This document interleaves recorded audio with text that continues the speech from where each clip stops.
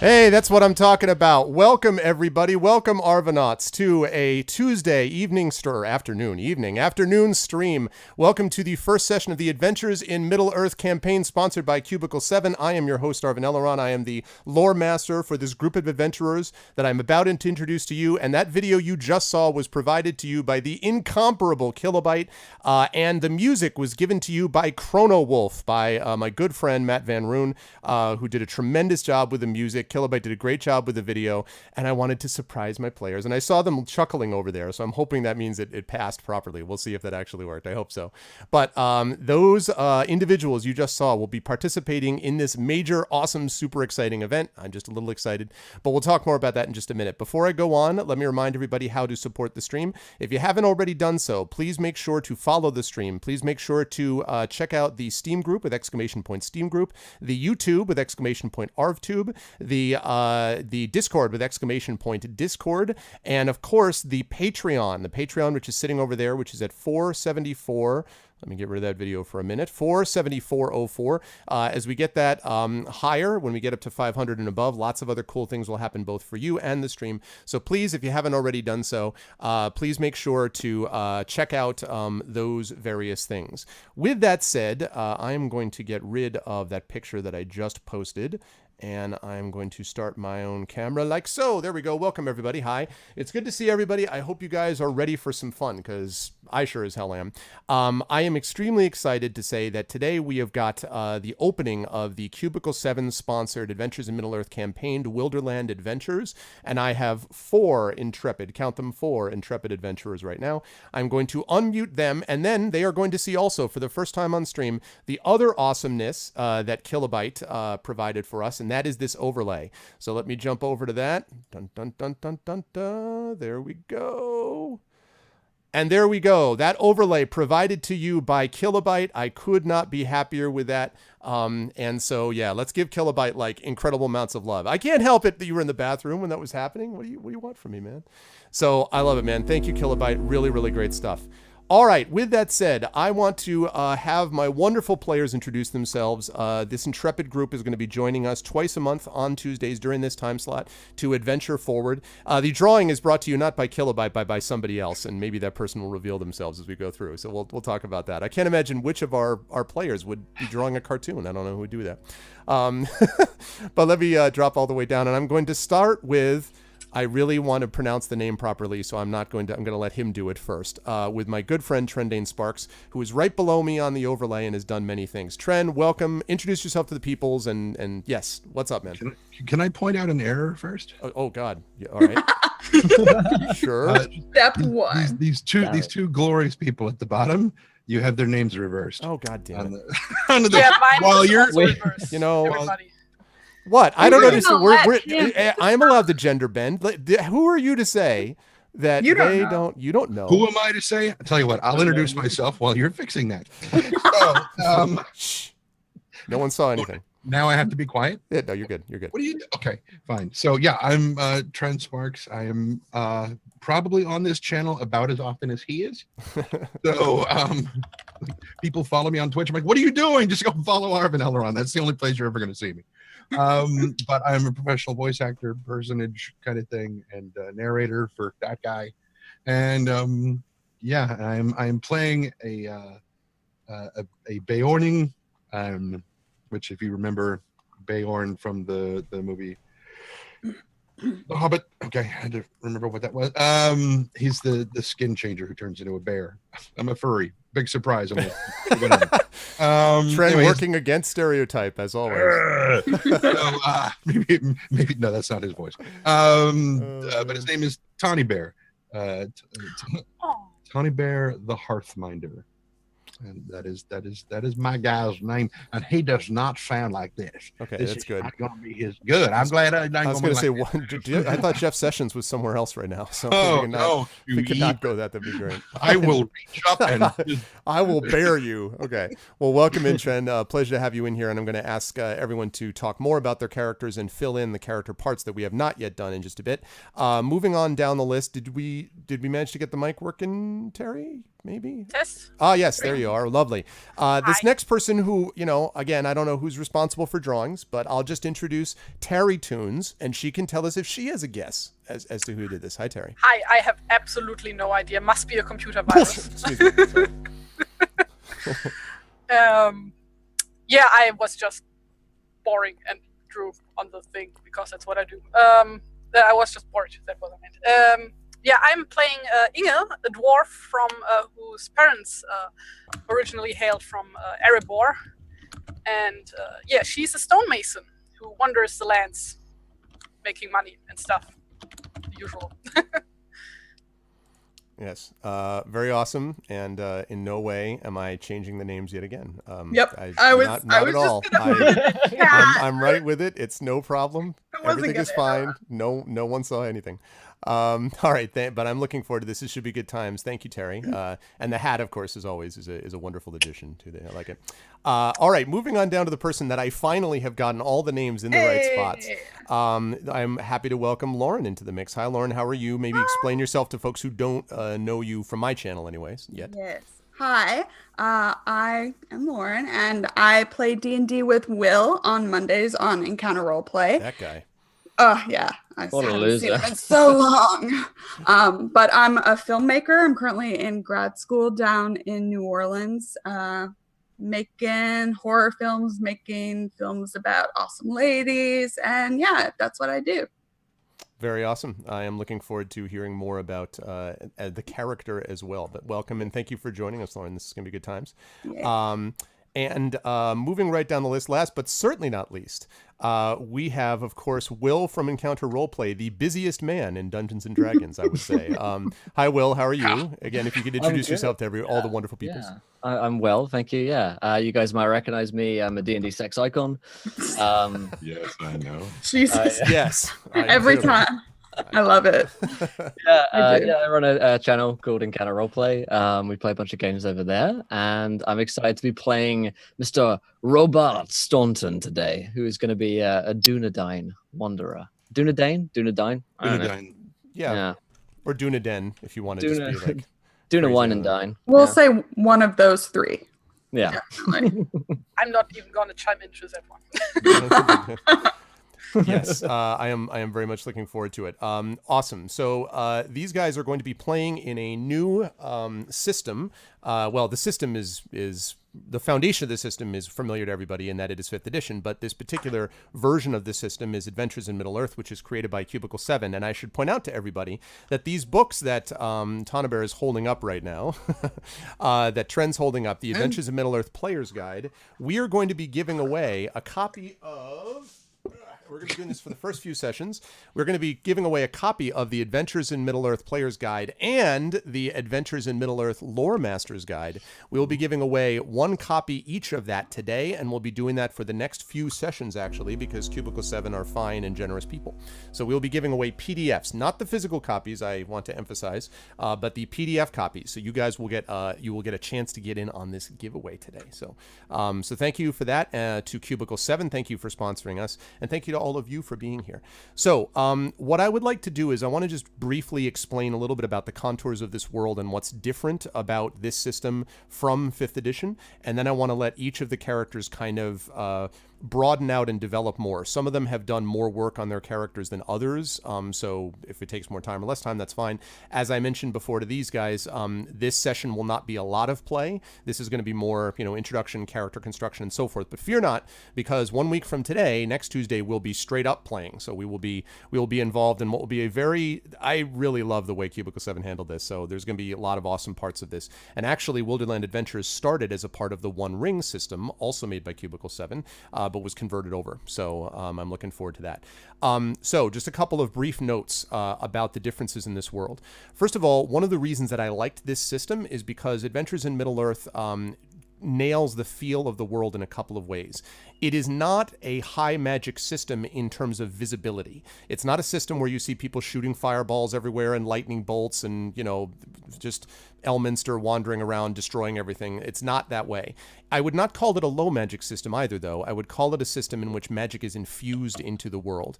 And there are magical artifacts. There are aspects of seemingly normal characters that represent certain magical qualities. The ability, for example, of the hobbits to move almost silently. It's described in The Hobbit. Bilbo is described as moving that not even a wisp of smoke could have surpassed how quiet he was as he moved towards the circle with the trolls. That is not something which just happens because you practice a lot, right? It happens because there's kind of a fundamental magical quality to the hobbits in that particular way.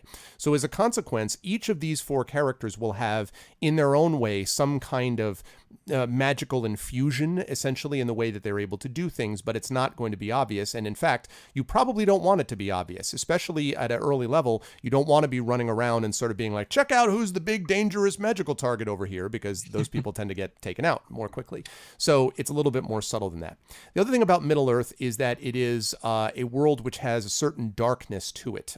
This is actually set after the destruction of Smaug. So if you guys have read in chat The Hobbit ends with the Battle of the Five Armies and with the destruction of Smaug, and The Lord of the Rings starts about 60 to 70 years later, something like that. So this is set in that span of time between about 5 years after the fall of Smaug, where there are lots and lots of, a lot of good has been done in the world. Bard has taken over Lake Town, Bard the Bowman, the one who slew the dragon in the first place. Dane, who is Thorin Oakenshield's cousin. Thorin, of course, is slain in the Battle of the Five Armies, and so Dane becomes king under the mountain. And so that, the Lonely Mountain of Erebor, has become great again and has, summoned dwarves to its call and so forth. The elves continue to try to push back against the darkness in Mirkwood, but there are also other things. There is a shadow that is whispered of in the deep south of Mirkwood in the old fastness of Dol Guldur, which is an area that you don't want to go to. And if you look at the map, by the way, guys, why don't we all just hold up quickly our copies if you have them? Just take a look so people can look at these maps. This map shows you a bunch of, depending on what you're looking at. I happen to have the version at the back that has like the different colors on it too. The version with the colors on the back shows you different places that are more or less impassable. There's a lot of impassable or very difficult or severe or really rough or, right, daunting is one of the terms.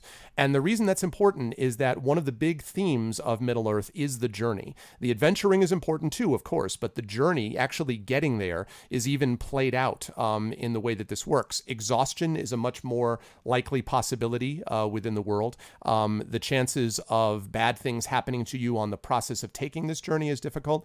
And what these guys will soon learn is that this isn't just a simple matter of I go on the journey and then I take a rest, because you can't take a long rest on a journey. One of the points that's made here is that sanctuaries, places in between journeys, are incredibly important. Places where you can find, safety, shelter, right? Those places are incredibly important. And so one of the things these guys will want to do as they go through is find people that they can connect with, find people that they can work with diplomatically, find ways to open up different enclaves and places of refuge to them so that they are not turned away like suspicious beggars, as is said elsewhere. Like Bjorn, for example, is not big on strangers, and in the original Hobbit, Gandalf has to do things in a very clever way so that Bjorn doesn't say, get the hell out of my backyard, basically. That sort of thing is more likely the norm than the exception. So these folks will have to be able to address that.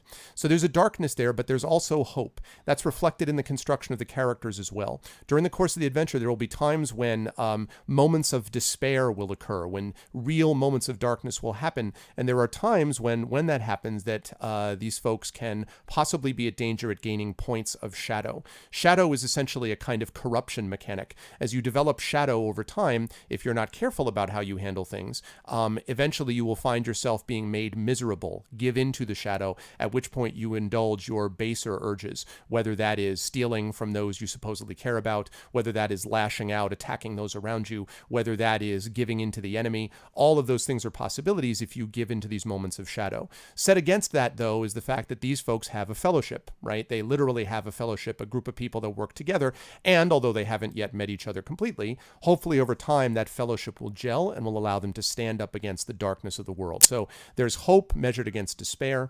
There is also, for people who are curious, there are definitely iconic characters that will be met during the course of this campaign, but the point of this campaign is not, let's all go see Gandalf. Gandalf. Let's all go see Gandalf. Let's go check out Bilbo. You may be able to see those characters. In fact, I can almost guarantee that you will find iconic characters here and there. But the idea is not Tolkien Disneyland, right? The idea is to have an adventure that is these folks' adventurers, Tanabear and Inga and Rosie and Robar. I'm just going to call him Robar, which all sounds too much like Rebar. But anyway, Robart Staunton. But all of these 4 characters, this is their story within Middle-earth. So they will encounter others. There will be other characters that you recognize, and I imagine you guys will be like, oh, snap, it's so-and-so, that they're from the books, and that's great. But this is the story of these people within Middle-earth and what they can accomplish. And I think that's the only thing I wanted to mention. I mentioned the journey mechanic. One last thing I do want to mention as well is the audience mechanic, because when you actually arrive at some of these places, they will have to present themselves before the leader or the ruler or the mayor or something of the particular place that they go. And again, if they don't impress that person, it's going to make it harder for them to get what it is that they want. And so roles are a very important thing here. Each one of these characters will want to look at particular roles that they want to take. Do they want to be the sort of guides of the group? Do they want to be the one that speaks up when necessary?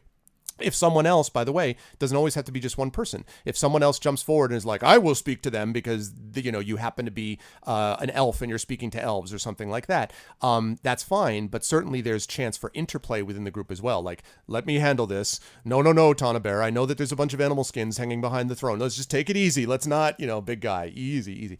That sort of thing. And so the way that they react to characters will be there as well. Most of all, there's a reason that, in my opinion, Tolkien is one of the great fantasy authors who ever lived. And the reason is because of the depth and the richness of the world that he produced. So I don't want to make it overly serious, like, make sure you look at everything as if it's you're looking at a museum piece. I want the game to be fun first and foremost. But I think all of these folks that I selected were all selected because I was like, do you love Tolkien? Because if they were like, that guy, I don't know. Then I was like, nope, that's cool. You don't have to. But if they were in this group, it's because they really, really do like the worlds that he's created. And for me personally, it's what got me interested in reading, writing, being a college professor, being an author, all of those things, Dungeons and Dragons, all of that started with Tolkien. So it's a personally cool thing for me as well. All right, enough with my overly dramatic, probably rendering of the world. Let's get into the character stuff. And I'm going to start here. We're going to drop down to, I guess we will start here with Tanabear. Let me go the other way this time. Let me drop all the way down to Will. I'm going to put Will in the spot. Who? So, I know. He's Will until he makes his character, and then he's not. Sorry. Okay, so I'm going to drop all the way down to Will. And Will, tell us a little more about Robar Staunton, and maybe talk a little bit about not all the statistics, but like sort of things that you want people to be aware of, and then we'll talk about some of the details. Oh, kilobyte, no. All right, yeah. Caused me to be a raisinist. You be quiet, Kill. Sorry, Will. Ignore him. Ignore the bully as well. Ignore him. Yeah. So Robar Staunton is a Dunedain wanderer. I want to make. And I haven't decided too much on his backstory yet, but I do know a bit more about his sort of stats and the way I want to build him as a character, being quite wisdom and intelligence based. Okay. And you mentioned before, like there's the journey mechanic in Adventures in Middle Earth, and I'd like him to be the guide of the party. That makes sense. Tell us a little bit about, let's go one by one here. So for cultures, you are the Dunedain. So let's talk a little bit about, and people may know what this is already, but let's assume they don't. Give us a sense of what the Dunedain is. Also, I'd like to know why you wanted to choose the Dunedain also. Like what appealed to you? Oh, that's easy, because my childhood love is Aragorn. Yeah, and he's badass, yeah. My current love is Aragorn as well. Yeah. Same. Specifically Viggo Mortensen's. Yeah. Same. So really, this is just Viggo Mortensen really / is. Dunedain. So he's my inspiration for picking the character, but I think I'll play quite a different character than Aragorn himself. But yeah, the Dunedain are kind of the lost wanderers, I suppose, or not necessarily lost because they know how to find their way. But they have an interestingly long life for humans, I suppose. Yes. And I believe they are descended from a Númenórean line. Yes, that's correct. And they were kings among men. That's right. Yeah. Yep. and now Robar has lost that nobility, I suppose, and seeks to restore it. Actively seeks to restore his kind of bloodline and his place in the world. Okay. Whereas I suppose Aragorn was, we mentioned before, a bit of a reluctant hero. I think Robar is very much more of a wishes to be recognized sort of person. And he's been doing, I assume, what everyone else of the Dunedain was doing, which is protecting the lands about without talking much about it. But it sounds like, correct me if I'm wrong, that he chafes a bit against that anonymity, right? I mean, I'm not saying he wants people to praise him, but he kind of wants to be like, hey, yo, like, I'm here. I mean, he thinks that he, deserves some recognition. Whether or not that, he actually does deserve that, is an entirely different matter. But yeah, he follows the traditions and his duties, but also recognizes that his ancestry is a noble one and should be, more recognized perhaps than it currently is. Mm-hmm. Very, very cool. So yeah, I mean, I think we all agree about how cool, the Dunedain and specifically the Aragorn versions actually are. But I like the idea that you're taking him in a somewhat different direction, in that you're not going to shy away from your heritage. So I think that's cool. Okay, let's talk about classes. So, and actually, I'm sorry, before we leave that behind, just so chat is aware, a couple of cool traits that the Dunedain have. First of all, their wisdom and constitution scores. And remember that the AME system is based on 5th edition, which is one of the reasons I love it, because I already know the 5th edition system, and I think it's the best D&D system ever made, having played every edition since 1983. So I think it's the best system ever made for D&D, and so it's based on this foundation. So you get a bonus of wisdom and constitution by 1. You also can increase 2 additional ability scores by 1. So what did you do for that, Will? Did you, what else did you increase? Yeah, I'm going to increase my strength and dex, so I can do a little bit of slashy. Very logical. And most Dunedain stand well over 6 feet tall. So well over are we talking like 6'9"? Like, are we power forward? Or are we talking more like, I think 6. We'll call it 6'3". Nice. That is also my height. Outstanding. Cool. Yeah. All right. Cool. I love that. Speed is normal. Also, you have proficiency in the history skill. That is from the lore of Numenor, because you've been around for a while. You know quite a bit of history. You have proficiency in the survival, because you've grown up in the wild. You can speak, read, and write Sindarin and Westron, which is the common tongue. And the last thing is virtues. So now most of the party does not, I believe, get these things because the party is not human. The rest of them are. But you are technically human and therefore get a starting virtue. Virtues are basically like, you might think of them as sort of feats, might be a way to look at it, in Dungeons & Dragons. So what virtue do you think you're going to choose? Well, I haven't yet decided exactly. That was something that I still want to fill in. Do you want to chat with us about it or no? I mean, you don't have to, but like, do you want to like bring up possibilities? I'll go look into it now. It's on. I got the page here, and I can have a couple of suggestions because there was a couple that I was playing with. I forgot the names. Let me go. Cultural virtues. Yes. Okay. We had strength of will. Which clearly you should pick, I think. In moments of fear, your will can strengthen your heart so that you can withstand a great terror. And when an undead creature forces me to make a wisdom saving throw against corruption that may cause a frightened condition, I have a 19 or 20 to pass the check. And the other one was thinking of linking a character back in the backstory to some wraith and having Wraithbane. So in a long century of secret strife, the things that hide among the ruins of Arnor have learnt to fear the fell Dunedain, and of your attacks cause +2 damage to undead creatures. So they're similar in a way because they're both to do with the undead. I think I'll choose Wraithbane, and then I think I might write a little something about maybe one of my ancestors famously fought a wraith. I like it. Yeah, I like it. That's useful.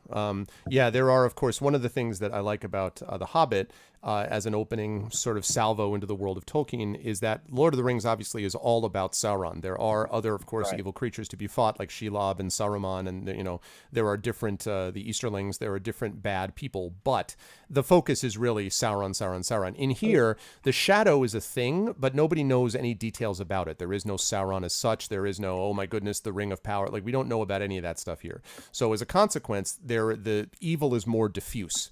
And so you have the fastness in Dol Guldur, you have the barrow wights, you have wraiths and things like that in the dark places of the world. So yes, so I think that's cool. I like the idea of being the Wraithbane. Okay, let's talk about classes. So you have chosen, you said the Warden? Wanderer, right? I was like, one of the W's. The Wanderer. So let's talk about that. Tell us what the Wanderer is about. Like, what does the Wanderer do? I guess the closest would be, if you're familiar with D&D, is a ranger, kind of a scout type figure, who wander Middle Earth and kind of find a path, I suppose. So, there's the sort of stalkers of the universe, and like I mentioned before, the sort of guides along the paths. So I think a Dunedain, fuck me, I can't say that word, Dunedain. A Dunedain wanderer would probably very much be that sort of that ranger that the Bree folk refer to them as, hunting in the woods and exploring the world with a company of adventurers. Okay, very, very cool.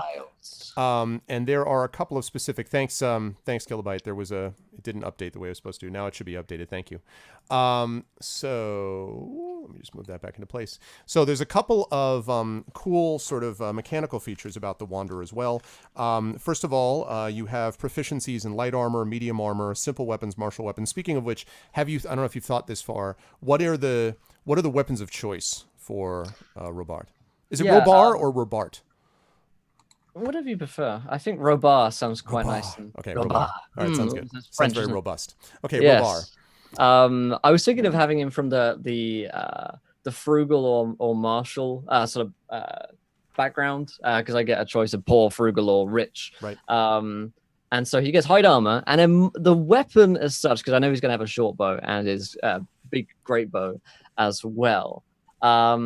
I was thinking rapier, but I might just go for a longsword. And that would probably be the family sword, which Robar is very keen on, and it's probably got all of the kind of runes of my family in, and maybe my name as well. Maybe this is the last gift from my grandfather before I set off to continue the bloodline, something like that. Okay, yeah. I dig it. So that's okay, very cool.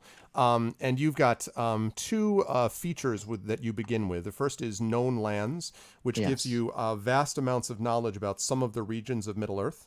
So you actually are able to choose, at first level, you choose 3 regions plus a number of regions equal to your wisdom modifier from the Middle Earth maps. So putting all that together, which regions are you going to have particular expertise in? And I'm going to see if I can pop up a map here. Actually. Yeah, I'm going to pop up this map here on my end as well, because I haven't decided yet. And I guess I probably should have something to do with the sort of areas that we might be around. For instance, if I know all about the troll shores, but we end up in fucking Mirkwood. Like, don't worry, guys, if we ever turn up there. I like knowing a bit about Mirkwood.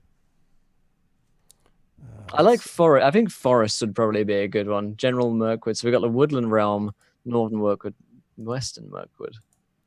Right. Heart of Mirkwood. Oh my goodness. Heart of Mirkwood. And I'm going to pop this up for chat in just a second, guys.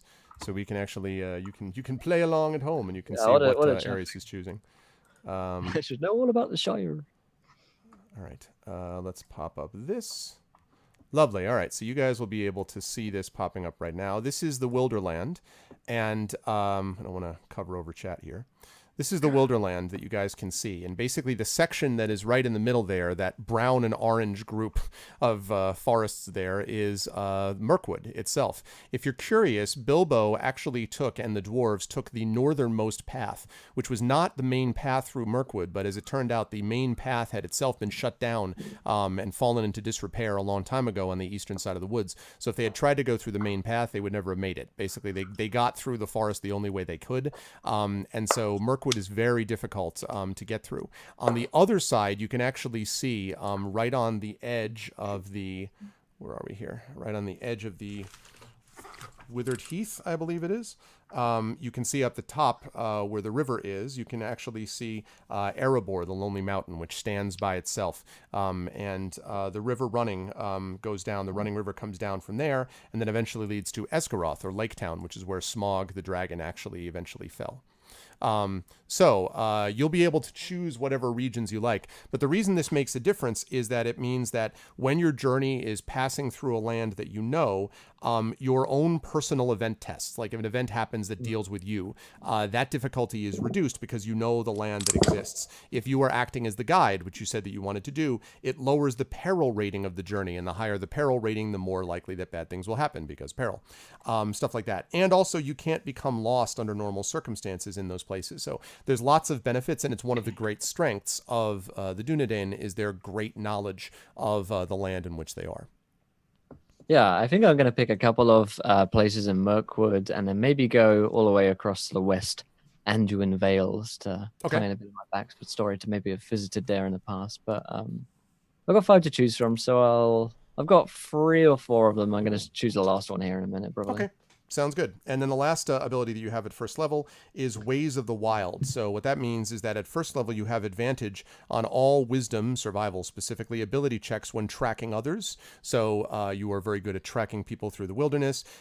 You are presumably assuming all the vacant traveling roles, and we'll talk about this when we get to the journey, but hunter, scout, lookout, there's different roles that are there, and you can take those on in the process of being the guide. So you're essentially, whenever there isn't something there, you can act as a secondary, in MMO terms, healer, tank, whatever the case may be. You can do that in terms of guiding and bringing people along. One of the things I like about this system is that actually matters. Most of the time people hear this and their eyes glaze over in D&D because it's like, oh, I can do all these things with tracking because of those extensive adventures that deal with outdoor adventures, which is practically not, right? I mean, most adventures are inside dungeons, in castles, in catacombs, but there's real work on overland stuff here. So that is going to come into play for sure. Cool. All right. So we've got, we have the cultures and the races and the classes set up. And I think the only other thing I want to mention or ask about, and then we'll move on to Lauren and to Rosie. But I want to ask about backgrounds. So backgrounds are the things that sort of further define who the characters really are. Whether they are, for example, loyal servant, think Samwise, or doomed to die, right? Someone who's always believed they're going to die and what's going to happen, or driven from home, they're trying to get back to their home, or emissary of your people, et cetera, et cetera. So what background, Will, have you been looking at for that? I've taken the Fallen Scion. You will a last of a powerful bloodline, or at least that's what your parents most closest to them keep telling you. Your aristocratic line was highly influential, perhaps even royal, before some calamity befell them. So I get skill proficiencies in history and tradition. I also get a feature, which is noble bearing, which my family's wealth, power, and holdings may be gone, but my title remains. And in social gatherings, you're still a lord amongst lords, and you are treated accordingly as such. So yeah, I kind of, if there are any nobles around, we're going to have a chat. And if there's people who are like, what I can't stand is I hate the damn nobles, then we know exactly what we're going to be. Which one of them is nobles? Like, everyone is looking away like, my name is Robar Staunton, but I'm not a noble in any way. Now, one of the other cool things about this is that in an audience, Robar might be one of the people, but again, this is not always going to be the case. It depends on who they're talking to, because actually, if you're trying to reason things out with bandits, being like, well, let me explain to you my noble bearing, they're going to be like, really, Shiv? So it depends on who you're speaking to, but in certain circumstances that involve sort of noble encounters, Robar might be the guy to take the lead in a situation like that. Yeah. Okay, and then the last thing was virtues. I'm sorry, did you say you figured out virtues? You thought about virtues, or? I've forgotten what I said, but I feel like I had a... Oh no, feats was the one thing I haven't taken a look at. Sorry, virtues in this game. Okay, so virtues is going to be the thing that you're looking at next. Okay. Yeah. All right, cool. I dig it, and that is cool. I will come back to you about the virtues in a little bit. Let us move on to Lauren and Rosie. So Rosie, let's talk a little bit about your character, who she is, and then we'll kind of work through things again. So we'll start with the culture, first of all. So you're a hobbit, yeah? Yes, I am a hobbit. All right, so talk to me a little bit about what benefits or first of all, what appealed to you about hobbits, and what sort of things do people need to be aware of for them in the game? Yes, well, I mean, I think I always kind of veer to some version of cute but deadly, but I love how like small and quick and sneaky they can be, and they can get in those places that other people can't. So I like being able to do that. And I like the idea of their culture kind of being very different from the settlements of man in Middle Earth. It's like its own little contained thing. Yep, absolutely. And they're going to, have to break out of their shell eventually, as we discover later on. Yeah, the hobbits is, well, this is not from Gollum's perspective. This is, okay. So a couple of mechanical things that are cool about the hobbits.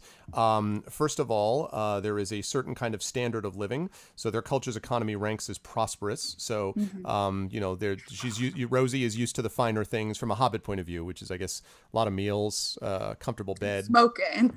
Yeah, smoking. Not a lot of gold per se, but lots of comfortable, places to sleep and stuff. But you do have some hobbit traits. Your dexterity score increases by 2. Hobbits are generally just slightly under 3 feet tall, and let's find out how slightly. Like, are you right at like 2'11"? Like, where are you at? Height-wise? Yeah, I like that. 2'11". But she says she's 3. Right. Yeah. 2'11" and a half. Right. Yeah. Right. Gotcha. Okay, that's cool. Obviously, you have your base walking speed is 25 feet. Resilient. Hobbits are resilient. They have advantage on saving throws against corruption, and this is an example of the infused magic I talked about. Hobbits have this ability not just to move silently, but to resist corruption. In Lord of the Rings, Frodo does what literally no other race could do. Right? No one else can resist corruption the way the hobbits can, and it is a fatal miscalculation by Sauron, frankly, and Saruman, that the hobbits are these insignificant little creatures, not realizing that they actually possess among the greatest strength that exists, which is this ability to resist. So they are resilient. Hobbits can move through the space of any creature larger than yours. And then we get noble pursuits. You have proficiency with smart bows, but you also have proficiency with an artisan's tool of your choice. So I'm curious what you chose, because you got brewer's supplies, carpenter's tools, cartographer's tools, gardening, pottering, pottery, cooking, weaving. Like, what's your pleasure for that stuff? I chose brewer's supplies. I particularly didn't choose gardening supplies because of backstory fun times. So brewer's supplies, because Nice. So there will be lots of beer in the offing. I can't see how that could go wrong. That will be great. You have proficiency in stealth. You can speak, read, and write the common tongue or Western. There are a couple things like a unique word such as Matham, which is an object. It's kind of like a widget, or an object which has no immediate use, but can be, for whatever reason, someone's unwilling to throw it away. But it's basically sort of common tongue type of stuff. Now, you do have a family tie. You have family ties between the Harfoots, the Stoors, and the Fallowhides. Who did you choose for family ties? The Harfoots. The Harfoots. Okay. So your wisdom score increases by 1, and your other benefit is you are unobtrusive, so you can hide when you're obscured. So is this going to be, you're going to be hiding behind Tana Bear a lot? I gather is this going to be behind Big Bear Guy? Okay. Just behind everyone. All the time. Exactly, Tren. She'll be hidden exactly like that. I love it. Where'd he go? I can't even see him now. He's vanished. What happened to Tren? Okay, yeah. I like the idea actually of Tana Bear trying to learn from you stealthiness. Like, do I bend down this way? Like I go, how do I? Cool stuff. She's like, oh God, no, don't bend down. No, not that. No, not. Yeah, exactly. Right in my face. Okay, cool. That's your culture. Let's talk about classes. What have you chosen as a class? I chose treasure hunter. Ooh, okay. So tell us about the treasure hunter. Right. Well, I just loved it in the book. Yeah, they do that. No, I just loved it in the book that in less polite company, they're referred to as burglars. You can call them expert treasure hunters if you like. Yep. Yeah.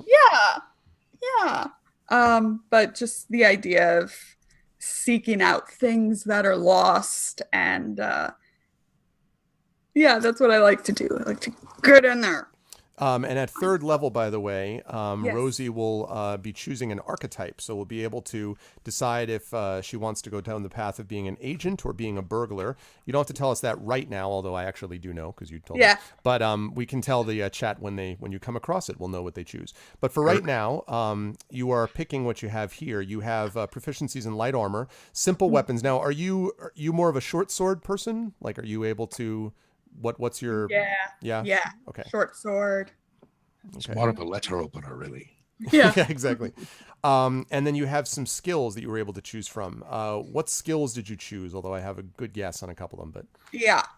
I have so many written down. This was probably for later, but because I already have proficiency in stealth already, so I know. Oh yeah, it was the 4. Acrobatics. Okay. Yep. Persuasion. I wasn't stealing this, I swear. I swear. Okay. Perception. Okay. And sleight of hand. Lovely. All right, that makes sense. Sure. Then stealth and thieves' tools. And stealth and thieves' tools. Okay, cool. Yeah. And because you're prosperous, you have a leather jerkin. You have this short sword that we mentioned. You also have a short bow with a quiver.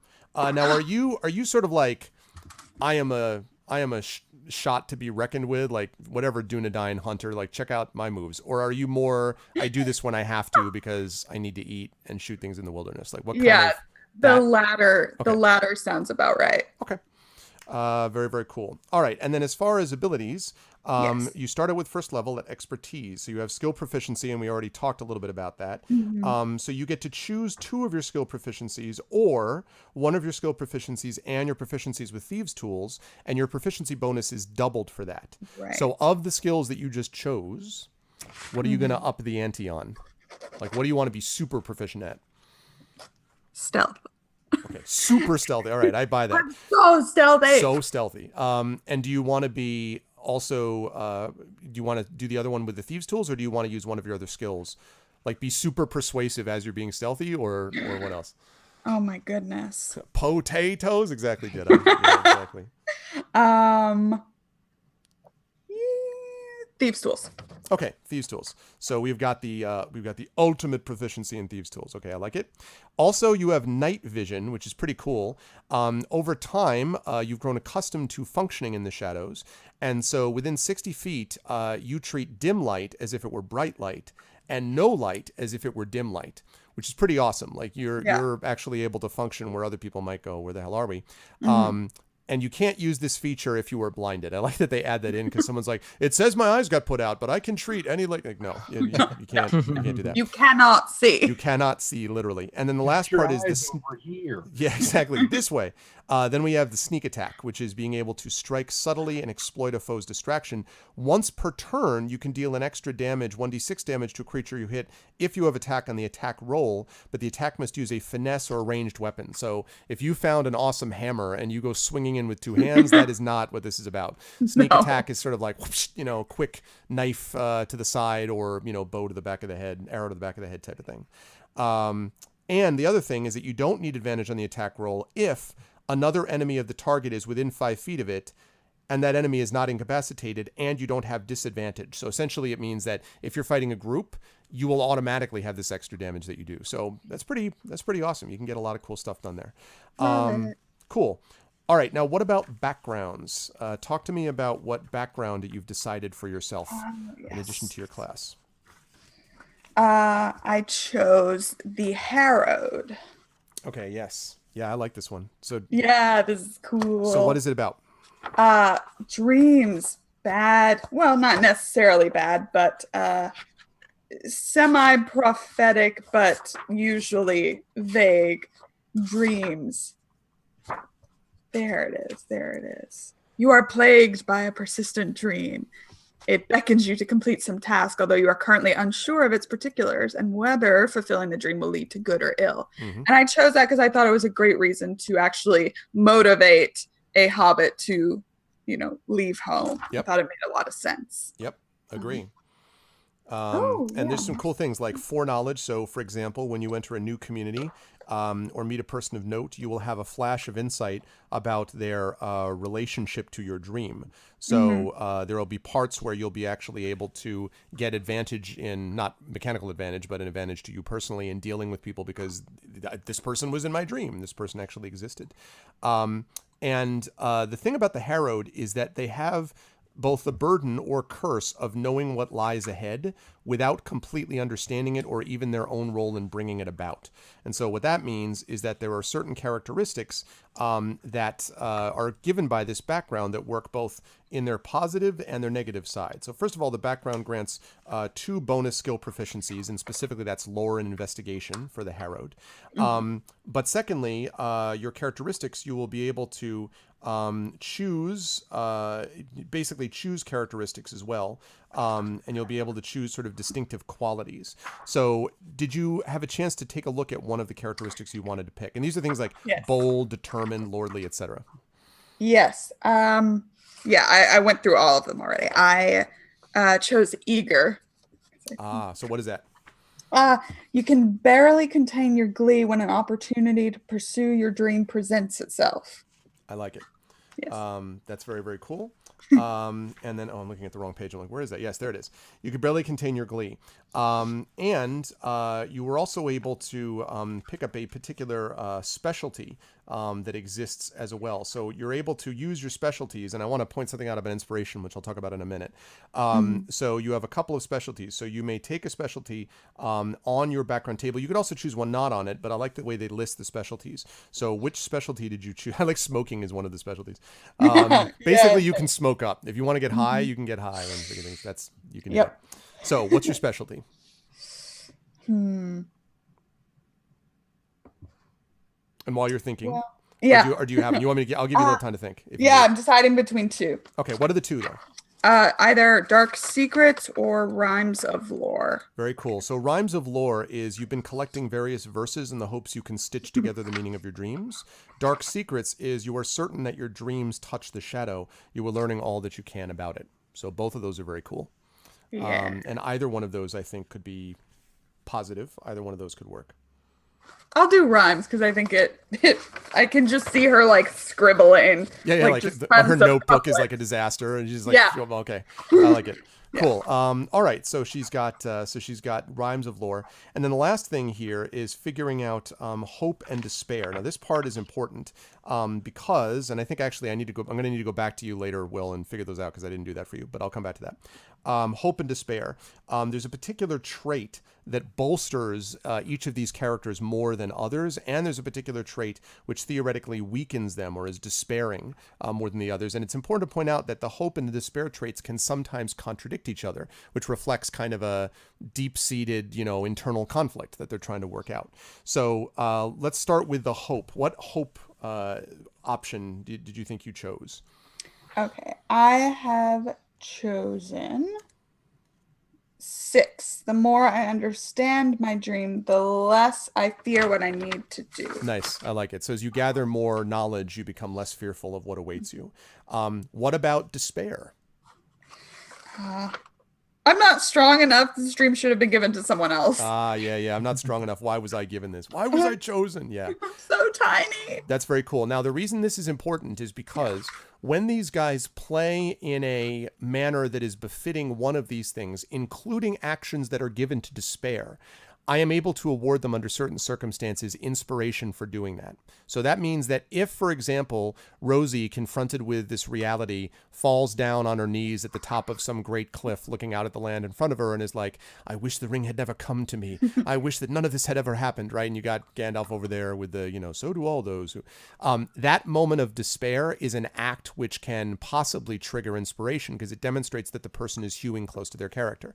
Now, I do hasten to point out, I chose people that are not min-maxers, but I do hasten to point out that simply constantly playing everything up like this is a moment where I'm really hopeful. This moment I'm totally despairing. Like I'm not going to hand out inspiration like it's candy. Okay.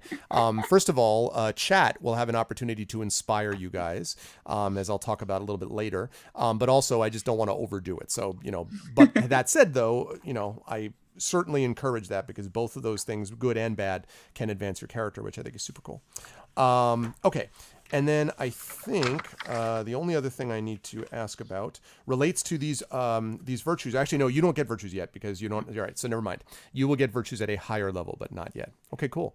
So Rosie, I feel like, is coming together. So before I leave you behind for the moment, so tell me the overriding kind of, without spoiling anything for people, what's the overriding motivation, do you think, for Rosie to get out there and see and do?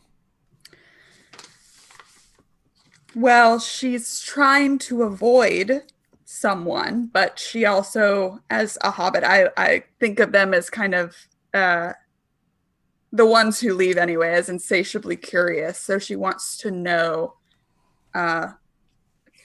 what was going on with all of that and what she was a part of and what she was participating in without really knowing what she was doing. Very cool. Yeah. Very, very cool. All right. That's good stuff. I like it. All right. Let us move on. Thank you, Lauren. Nice work. Let me move on to Terry Tunes. All right, Inga, who I have now both pronounced and spelled properly. Finally, it only took me half. Or have you? Or have I?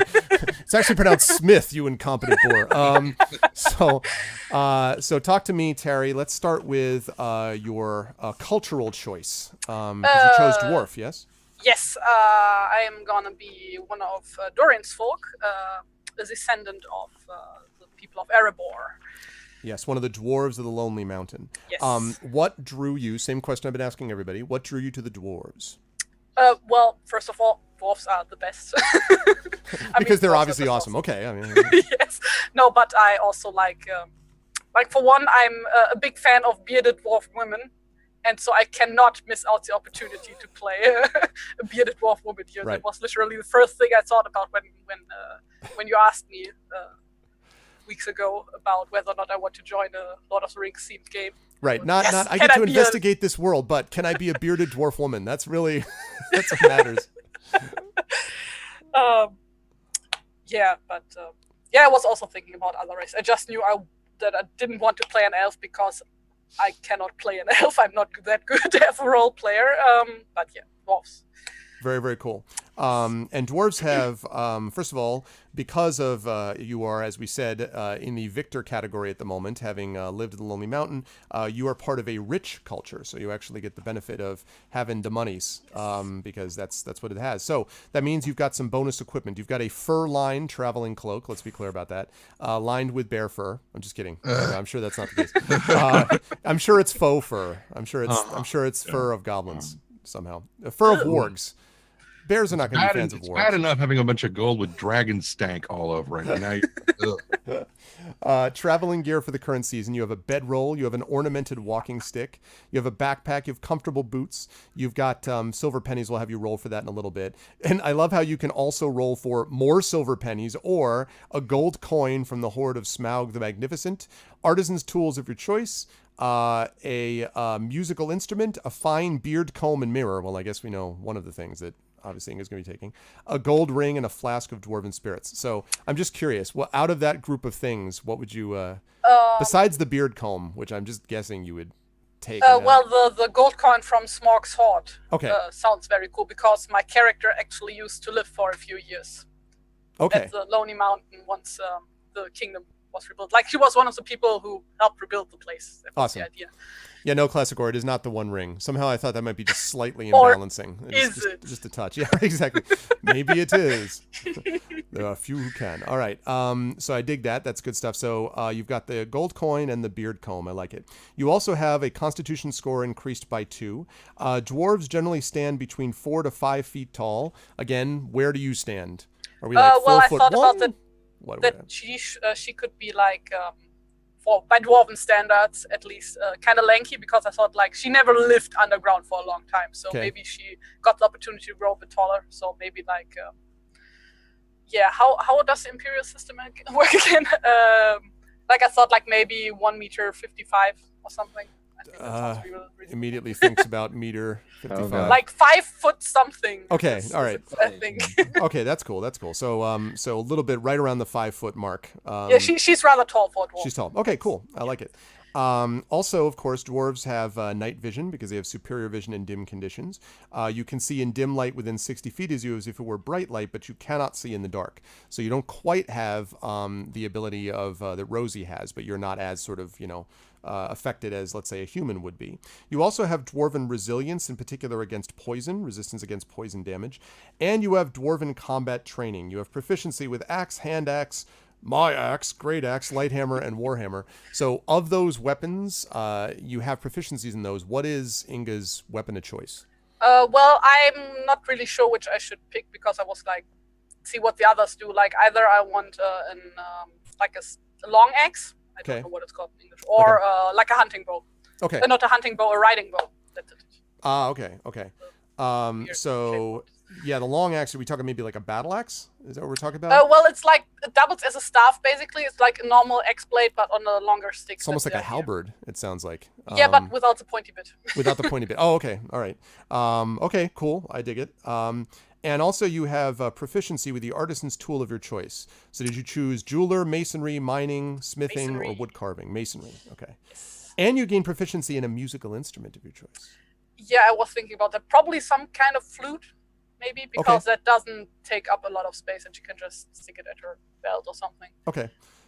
Whip it out and play that flute whenever necessary. I like it. Whenever you make a stone cunning, an intelligence check, or history related to the origin of stonework, you are proficient in the history skill. You add double your proficiency bonus to the check instead of your normal proficiency. So you know about stonework and stone, which is not shocking. You can speak, read, and write Dalish, which is the tongue of the Bardings, who speak an older version of the common tongue. And you can speak, read, and write the secret language of your people, which has never been shared with any others. So the way that Inga would sound to people that were in the more, in quotes, modern common language is if it would sort of be like an older dialect, right? There'd be almost like a kind of formality to it, like and therefore when I drove forth from the mountain I believed that my people would, and what would thee think, that type of thing, like a little bit like that, as opposed to something completely incomprehensible, but it would feel like you've stepped back in the past for many people. What about, now your origin is Erebor, you said, right? So you actually, the line of Durin's folk. So that gives you more wisdom, it gives you dwarven toughness, and it gives you road wisdom. So you can get another tool proficiency of your choice. So besides mining, you can actually get another tool. Not mining, masonry. Oh, I'm sorry, mason. You can also get, if you wished, jeweling, mining, smith, or wood carving in addition. Well, maybe wood carving. I think Okay. that would make the most sense since she is like a builder, the carpenter type. Like Also, she wanted to make she the builds flute. buildings. That's her thing. Okay. That's her job. Okay, cool. All right. So that is the dwarven culture. Let's talk a little bit about, I think we got classes coming up next. So let's talk a little bit about classes. She has chosen to be what kind of class? Well, I thought about a wanderer because like she is on the road. She doesn't really have a home, so to speak of. Okay. And I think it would make the most sense. Okay, so we've got a wanderer, so we've got two wanderers, which is fine, but it means that we will be probably it doesn't have to be balancing features, but one of the things you might think about is how to balance off your wandering, because you also get a wanderer archetype at 3rd level, so presumably you guys will be able to branch off slightly in terms of what you do. But I've already talked a little bit about what the wanderer has available to them, that they get a lot of skills and proficiencies, that they have this business about the known lands and so forth. Speaking of that, looking at that map again, which of the known lands have you chosen to be expert in? And you're choosing, remember, 3 regions plus a number of regions equal to your wisdom modifier. And I'm not going to make you figure it all out at once, but just start thinking about what lands you'd like to be. Let me have a look at the map. What's up, Law? Oh, just the colored ones, right? Because I figured that she actually lived at the Iron Hills for a few years. Right. So that would be the Upper Marches. Right. Wait. Where is the Erebor on the map? It's top of the river. You see where you got the green and the yellow there, and the Lonely Mountain is right east of Mirkwood, northeast basically. If you want to pick ones that are more dwarfy, then I can switch some of mines up so that we're not both like, I am an expert in this thing. And then I'm more of an expert than all you. All over the place. That's the thing. But yeah, like she lived at the Iron Hills for a while and at the Erebor for a while. So okay, those make sense. Ah, there it is. Yeah. Well, then I guess. Northern Daylands, and let's take the Long Marshes, I guess, these 3. Has Will already adopted a new daughter for this session? Which of these sessions is this? I've seen the session that is being referred to, Will. It seems to happen in almost every session. You always adopt a daughter? Okay. Someone gives me a daughter. I have to keep that, make note. I'd make sure, adopt a daughter. Okay. Lovely. All right. So you'll have a chance to look at some of those regions, Terry, when you like. And you can work that out. You don't have to go through that now with me. That's fine. And then we also have, again, the Ways of the Wild. So you have a deal of experience. You have advantage on survival checks. You can act as a company's guide. And that's an example where you might be able to, if Robar is acting as hunter, you might be able to act out as lookout. So you guys can actually trade off, on things that you guys do. Yeah, I'm super flexible on that end. Like, I only chose Wanderer because it fit the most for my general idea that I first had. Yep. That's fine. That's workable. Okay, so we've got that covered. Now, backgrounds. Backgrounds where things are going to be a bit different, I think. What are we looking at for backgrounds? This is the thing that further kind of refines your character, remember?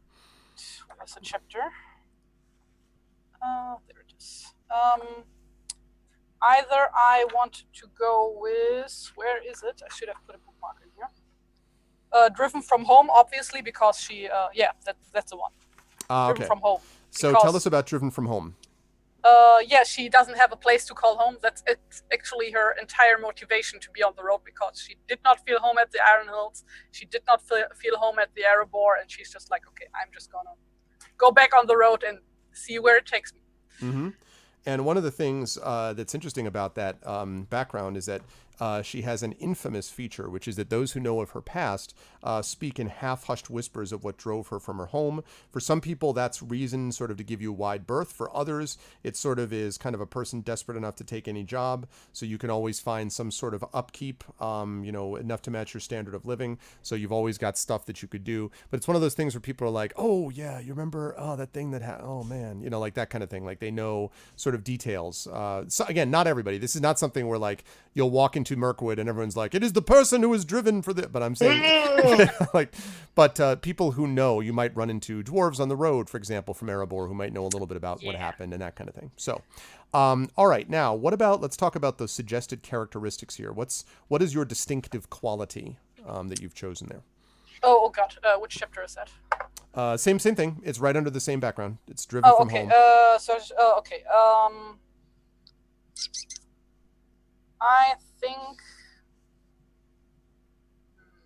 Oh God, I'm gonna have to think about that. That's fine. That's fine. I'll throw more at you while you're thinking. In addition to that, you also have a specialty. So you've got enemy lore, you've got smithcraft, storytelling, stonecraft, trading, and woodwright. So stonecraft might work if that was what you wanted to do. Okay, there you go. She's all about rocks. Okay, so stonecraft would work. And then you've got, of course, hope, and you've got despair. So the question is, what hope are you going to choose? What hope options exist for you? And there's a list that has them there. These ones are a little bit less mechanical, so you can just kind of decide how you want to flavor it.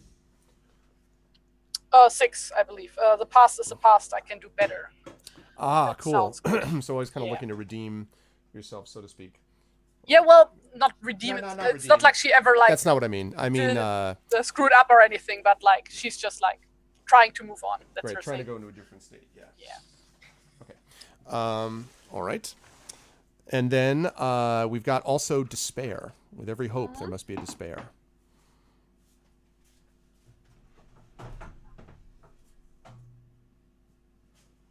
Then I'm gonna go with I've seen the worst and I'm doomed to see it happen again to someone else's home. Ah, wow. So the loss of home is going to be a big theme for you. Okay, cool. I like it. That's the background. And then again, virtues we don't have to worry about until you get somewhat higher level. All right. So last point I guess I want to make is we already know the motivation to make you drive out of the way. So I guess the last question would be, what's your prevailing desire that you can reveal to everybody without getting too specific about secrets? What's your prevailing desire that keeps you on the road despite your feeling of despair at being away from your home?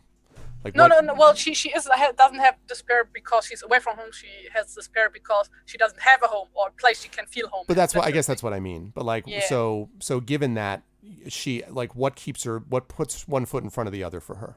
What keeps her moving forward despite that? Yeah, she's just looking for her place in the world because it's a big world, and like she has always heard these stories about the Erebor because she's too young to actually have been there. Right. She was born on the surface actually. Right. But like her parents and her family and everyone always told her the stories about how great the dwarves are, and then she went to live with other dwarves, and it was not what she has hoped for, and. She's a bit pessimistic at this point. Okay. So she's learning now about the world around her and trying to not given to cynicism, maybe, in the process of doing it.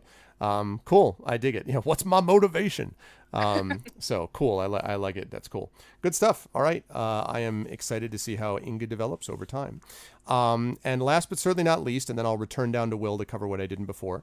Tanabear. Sort of. I get that. Yeah. Kind of right. Okay. Yay. All right, Trent. So let's talk about the culture first. So you are a Bjorning. So tell me about the Bjorning. You mean about the culture? Or yeah, tell me about the culture and what drew you to it. Jokes aside about, about being a furry. Well, let's see. In reading about the thing, it's like the Bjorning are very new. I mean, Beorn was basically the last of his people. Right. From my understanding, it's like he was it. That his entire family and everything was killed, and there were no more people, in Beorn's thing. And after the Battle of Five Armies, he kind of came out of his shell a little bit and decided that when the trash truck finally moves away, the problem with doing it on a Tuesday morning is that the trash, he decided that he was not going to be quite as elusive is not the word I'm looking for, but I'll go with elusive. Isolated, kind of thing. And that he eventually had people starting to come to him and say, we want to, we very much appreciate your style of life, and we want to learn to be more like you. And he became a chieftain to these people, and that's where the Beorns came from. And he did not allow people to come into his sphere of influence very easily. You had to basically prove that you had good reason to be there and to want to be. I mean, not just anybody can do this. Right. And so Tawny was turned away many times. Many times. It's like Beorn's like, nope, out, nope, go, shoo, bye. What got him over the edge eventually? Tawny's not real sure. Okay. I personally would say that he had reached a point where he was bordering on just flat out defeat. Okay. That he was no longer going, yes, I can do this. He was like, look, I've got nowhere else to go. I have nothing else. I need something, and this feels right to me. And once he had kind of shed that you're going to give me what I want because I want it, and came asking, then Beorn was like, all right, now we can talk. Okay. Interesting. So you would describe Tanabear as being still a little rough around the edges, but having learned kind of the importance of diplomatic overtures, sort of. I'm over dramatizing it, but right? I mean, like he's sort of learned to connect with other people and not to be suspicious of them or just yell at them. I mean, I'm imagining him as being like Beast a little bit from Beauty and the Beast, right? And okay, I don't know, is that that's I'm so tempted to just read the character description that I sent you guys. Well, you could do it. That's what this is for. You're introducing the characters. I mean, that's totally what this is for, man. I will do this now. All right. Tawny has no love for orcs. Tawny has no love for goblins, nor dragons or trolls. In truth, Tawny has no love for anyone. Even elves, dwarves, and the other races of men hold no special place in his heart. Tawny's heart has room for only one thing: anger. For the vast majority of his years, he drifted from place to place, never truly at home anywhere or with any group. Invariably, a simple misunderstanding would lead to bursts of unchecked rage or aggression. The only reason he was driven from Lake Town was because it was awash in dragon fire and chaos before he could wear out his welcome, which would not have taken long. When the Battle of Five Armies started a few days later, Tawny eagerly joined the fighting, but soon found that his almost berserker ways would cause more trouble than they solved. Even an accidental bump from someone who should have been seen as an ally led to a backlash of rampant violence. Before the battle was half over, he was effectively driven from the field by those he should have been helping. In the final hours of the battle, as he stalked back and forth like a caged animal, he glanced up to see a flight of giant eagles swooping into the fray. Beneath them, a monstrous bear tore its way through the ranks of the enemy with sweeping arcs of its enormous paws and gnashing teeth. Somewhere, very deep within a portion of his spirit he had never known, a spark was kindled. After the battle had been concluded, the enemy routed, the wounded tended, and the dead mourned, Tawny sought out the hulking skin changer. He was summarily dismissed. 5 times he went back to Beorn over the following year. 5 times he was turned away.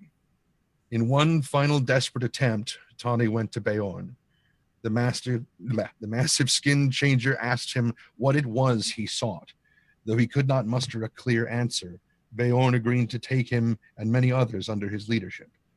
In the following years, Tawny learned a deep sense of emotional balance he had never felt before. His rampant hostility mellowed and was countered by a soothing, placid pace of tending herd and hive. So he has spent so much time hurting people that now, through Beorn's teachings, he wants to learn to help people and to heal people. And so that's why I went with the scholar class. I like it. Very, very good stuff as always, Tren. Awesome. Cool. All right, so let's talk a little bit about we've got the culture, and I should mention, by the way, before we leave culture behind, that the Beornings do not have a high level. I mean, they survive through breeding cattle and horses. They keep hives of these great bees, and at the moment, the Beorning culture ranks as martial. So you have a brightly colored traveling cloak. You have traveling gear for the current season. You have a backpack or saddlebags, belt dagger, boots, 3d6 silver pennies. We'll have you roll that. And then you can choose any one. A fine woolen blanket, an ancient dagger made from bear claws, a necklace of orc teeth, or a bundle of tasty honey cakes. That one, a bundle of tasty honey cakes? Outstanding. Outstanding. A bundle of tasty honey cakes. It is not, by the way, true that if anyone were to make such honey cakes and send them to the players and myself, that we would be incredibly appreciative. I just want to point out that in no way would we be really pleased and happy to eat tasty honey cake. I'm just letting you all know. So we've got that. We got that set. Beorning traits. Your strength score increases by 1, and you can increase 2 additional ability scores by 1. So what did you choose for that? I haven't thought about any of that because I haven't even rolled up my stats. Okay. So let's do that up then. Let's have you roll. Let me pop up my dice roller here. Give me just 1 second. Let me drop that. My daughter is here, and she's looking at she's looking right now at the what do you call it? There we go. I don't know. Did I draw this? No. Here's my capability of drawing. Null. I do not have my capability of drawing is not there. No, that was all, of course, Terry Tunes. And I'm going to make sure I pop up the dice roller. So give me just a second. And by the way, for those of you who have just joined us, welcome in, everybody. Not raisin honey cake. See, Kill, I swear to God, man. I swear I'll take those. I will take those. Yeah, I'll eat them too. it's just so like Yes. that is here you have a moment. It's just wrong, isn't it? It's just wrong. It's just wrong. And I feel like I'm missing something about raisins. so yeah. I've loved raisins. So let's go into the backstory. By love, we mean despise, a failed fruit, which is what the raisin is. It is a failed fruit that could not make the cut.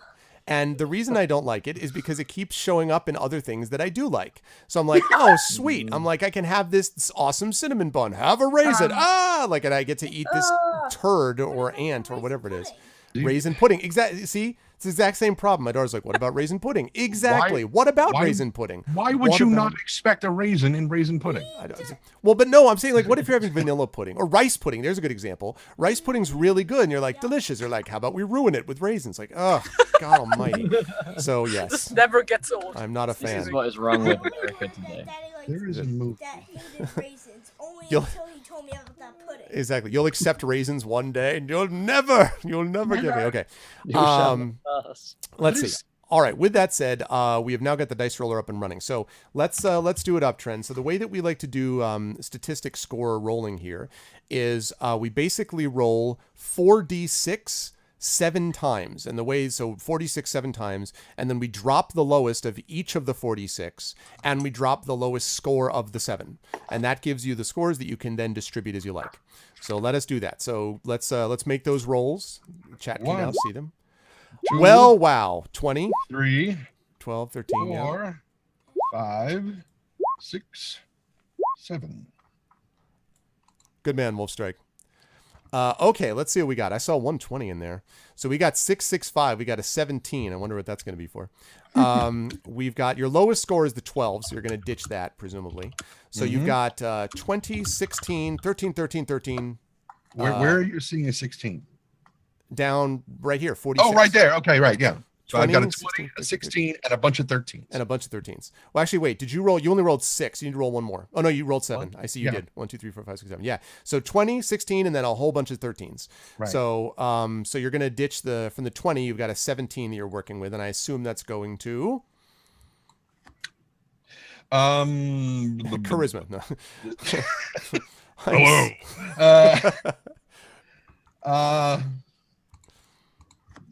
You see, when you said, don't bother spending too much time prepping your characters, we'll do it all on screen. I was like, why would I do this on screen? This has got to be boring as hell. This is not boring. This is the first session. Everyone loves watching. Chat can tell me if I'm wrong. Chat loves character making. I know this from long years of experience. Chat loves watching people. How you feel about raisins, I feel about this. Well, I've had to accept the world with raisins. You can accept the world with character creation, okay? Yeah, okay. So if I have to do this, does that mean you have to eat raisins now? No, because I'm the lore master. What's up? Oh, I knew that. Who's the top of the column? Okay. All right. So you said a 17. Yes. Right. Okay. So that would probably be, since he's going to be a healer, because I want him to be a healer. I would probably put the 17 in. Oh, where did you say the 17 came from? It was the 20. It was a 20. It was the first one you rolled. 6, 6, and a 5. Yeah. Oh, I see what you mean. Yeah. Right. So 17. So that would be the highest one. So that's going Correct. with. Where we love to see the gears turn. That's it. Yeah, you can see the smoke. Returning to anger. Screw it. I'm just a guy who runs around and punches people in the face. Okay. Yeah. Exactly. Okay. So 17 goes into wisdom. Okay. So 17 is going to go into wisdom. All right. Yeah. Then your next highest score, and by the way, I will jump down to Robar next to talk about virtues just so everyone knows what else is going on. Next highest one is going to be the 16, which is 5, 4, and a 2. Sorry, I beg your pardon. 14. I beg your pardon. That's totally wrong. 14, yes. So you've got a 14 score. I'm going to put that in Constitution. Okay. Logical. And then these 13s basically means that you've got a bunch of... well, Wait, it depends. sorry. Not entirely, no. A couple of the 13s, for example, you have an 11. A couple of the 13s, you have a 12. So you've got actually 2 12s to play with, it looks like, and then a couple of 11s. All right. So I'm going to put the 11 in charisma. Okay. And the others will go into... Are all 3 of the other ones 12s? Let's see. 12, 9... You have got, let's see, you've got 1 12, you've got 2 12s. It looks like you've got 2 12s and 2 11s. Okay, so I will put a 12 in strength, a 12 in dexterity, and an 11 in intelligence. Okay, so that means 2 12s, 2 11s, a 16, and a 14, right? Or, sorry, a 17 and a 14. Correct. Okay, lovely. Awesome. Okay. Yeah, Terry Tunes is playing. That's her right there. My daughter wanted to know where you were, Terry. Hello. She's right there. Okay, lovely. So now we have your statistics, and now that you've got that, you can now increase your strength score by 1, and you may increase 2 additional ability scores by 1. Because that's the Beorn life. That's the bear life. You didn't choose this life. Yeah, but... sure. 2 others by 1. 2 others by 1. Then I will make that the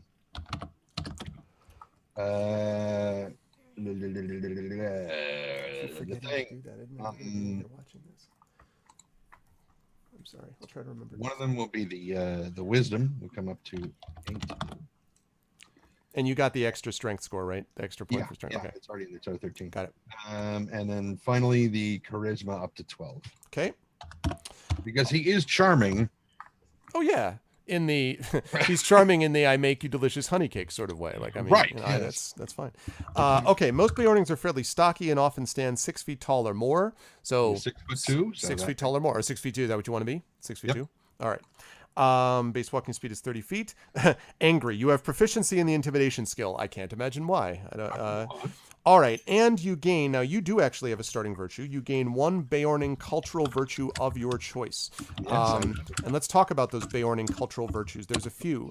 There is Brothers to Bears. There's Great Strength. There's Night Goers, Skin Coat, and Twice Baked Honey Cakes. Guess which one it is.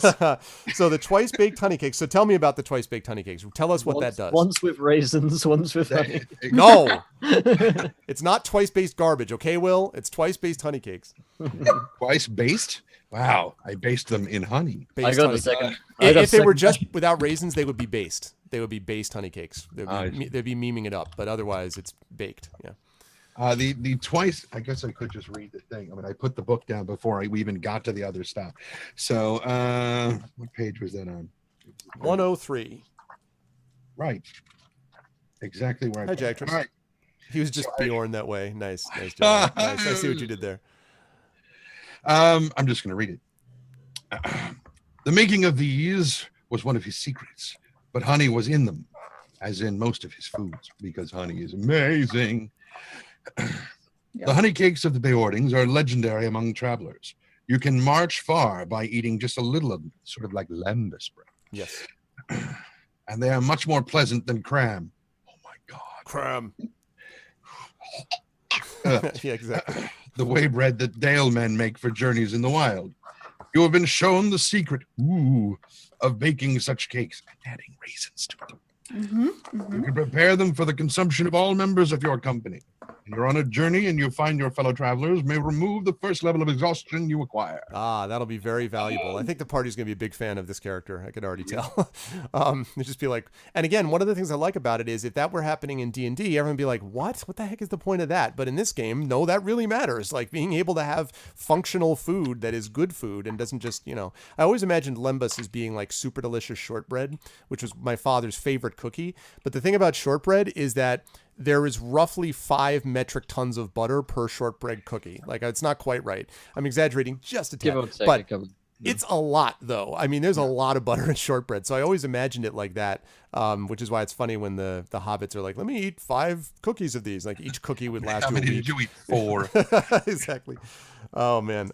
So that's going to be awesome. And Brahms wants to point out that he's all about that based.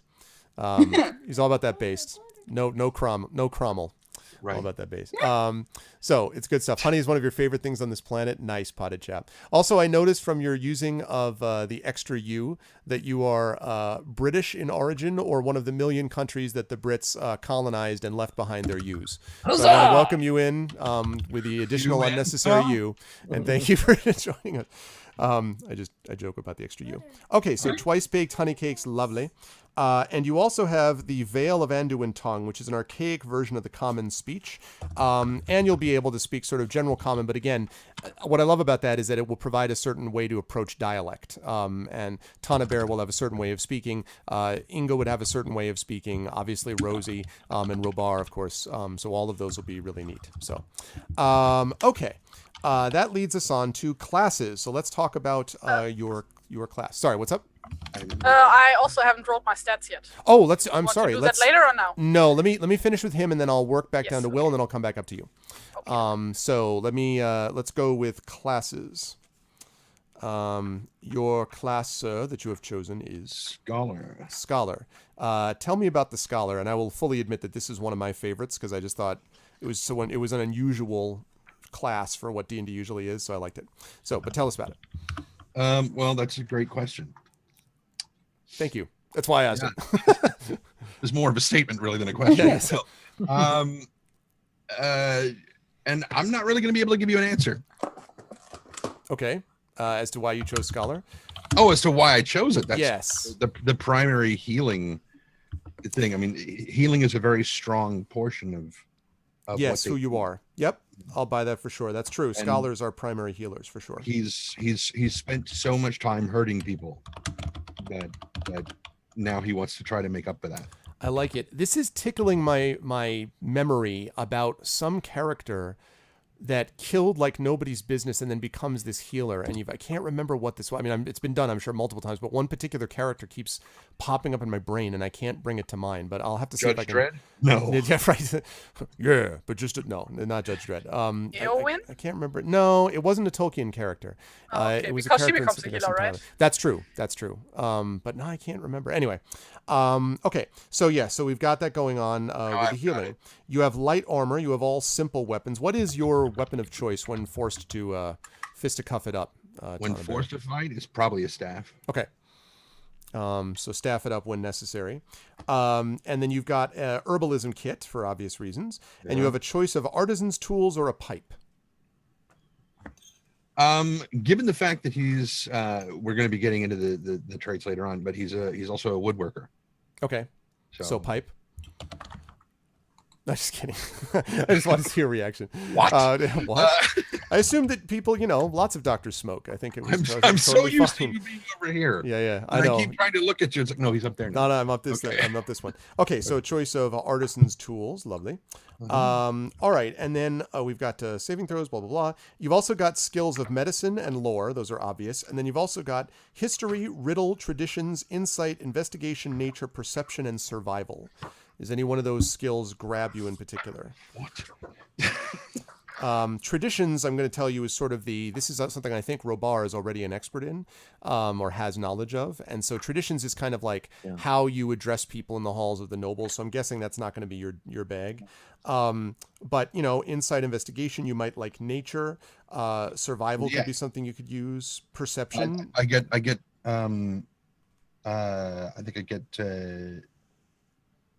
intimidation and survival are things I get. You get intimidation already. Yep. Survival may also be the case with somewhere else. I'd have to look again, but that's probably true. So I'm also driven from home, just like okay. So also driven from home. So nature, history, yes, nature. Okay. And you also get the extra equipment in addition to what is granted by your standard living. You get a simple weapon and a leather jerkin. So those are the things you have. Now, your 3 abilities that you start out with as a scholar are, first of all, the hands of a healer. What the heck is an herb? What do you mean herb? Oh, do you guys pronounce it herb? Exactly. A herb? A herb. There's an H in the word. Herbal lore. We pronounce it herbal lore because the H's are unnecessary. See, why is it, and Will, I'll just ask you, why is it that why do you keep adding letters to our language for no reason? Why do we have an extra... I do speak for all of England. I know. As the D&D sex icon, I assume you also speak for all of the UK. So. Well, yeah, it is a position appointed by the Queen of England. I'll call up Buckingham Palace. Happy belated birthday, Your Majesty. Yes, if Queen Elizabeth is listening in right now, presumably under like Buckingham _Elite Palace or something, I would assume. Yeah, but all right. Well, I'll let you think about that more over time as to how you want to answer that. Okay, hands of a healer. So the benefit of this is that you have a pool of healing tricks and techniques that replenishes when you take a short rest. You have 1 healing die per level in the scholar class. So you start out with a single healing die that you can use.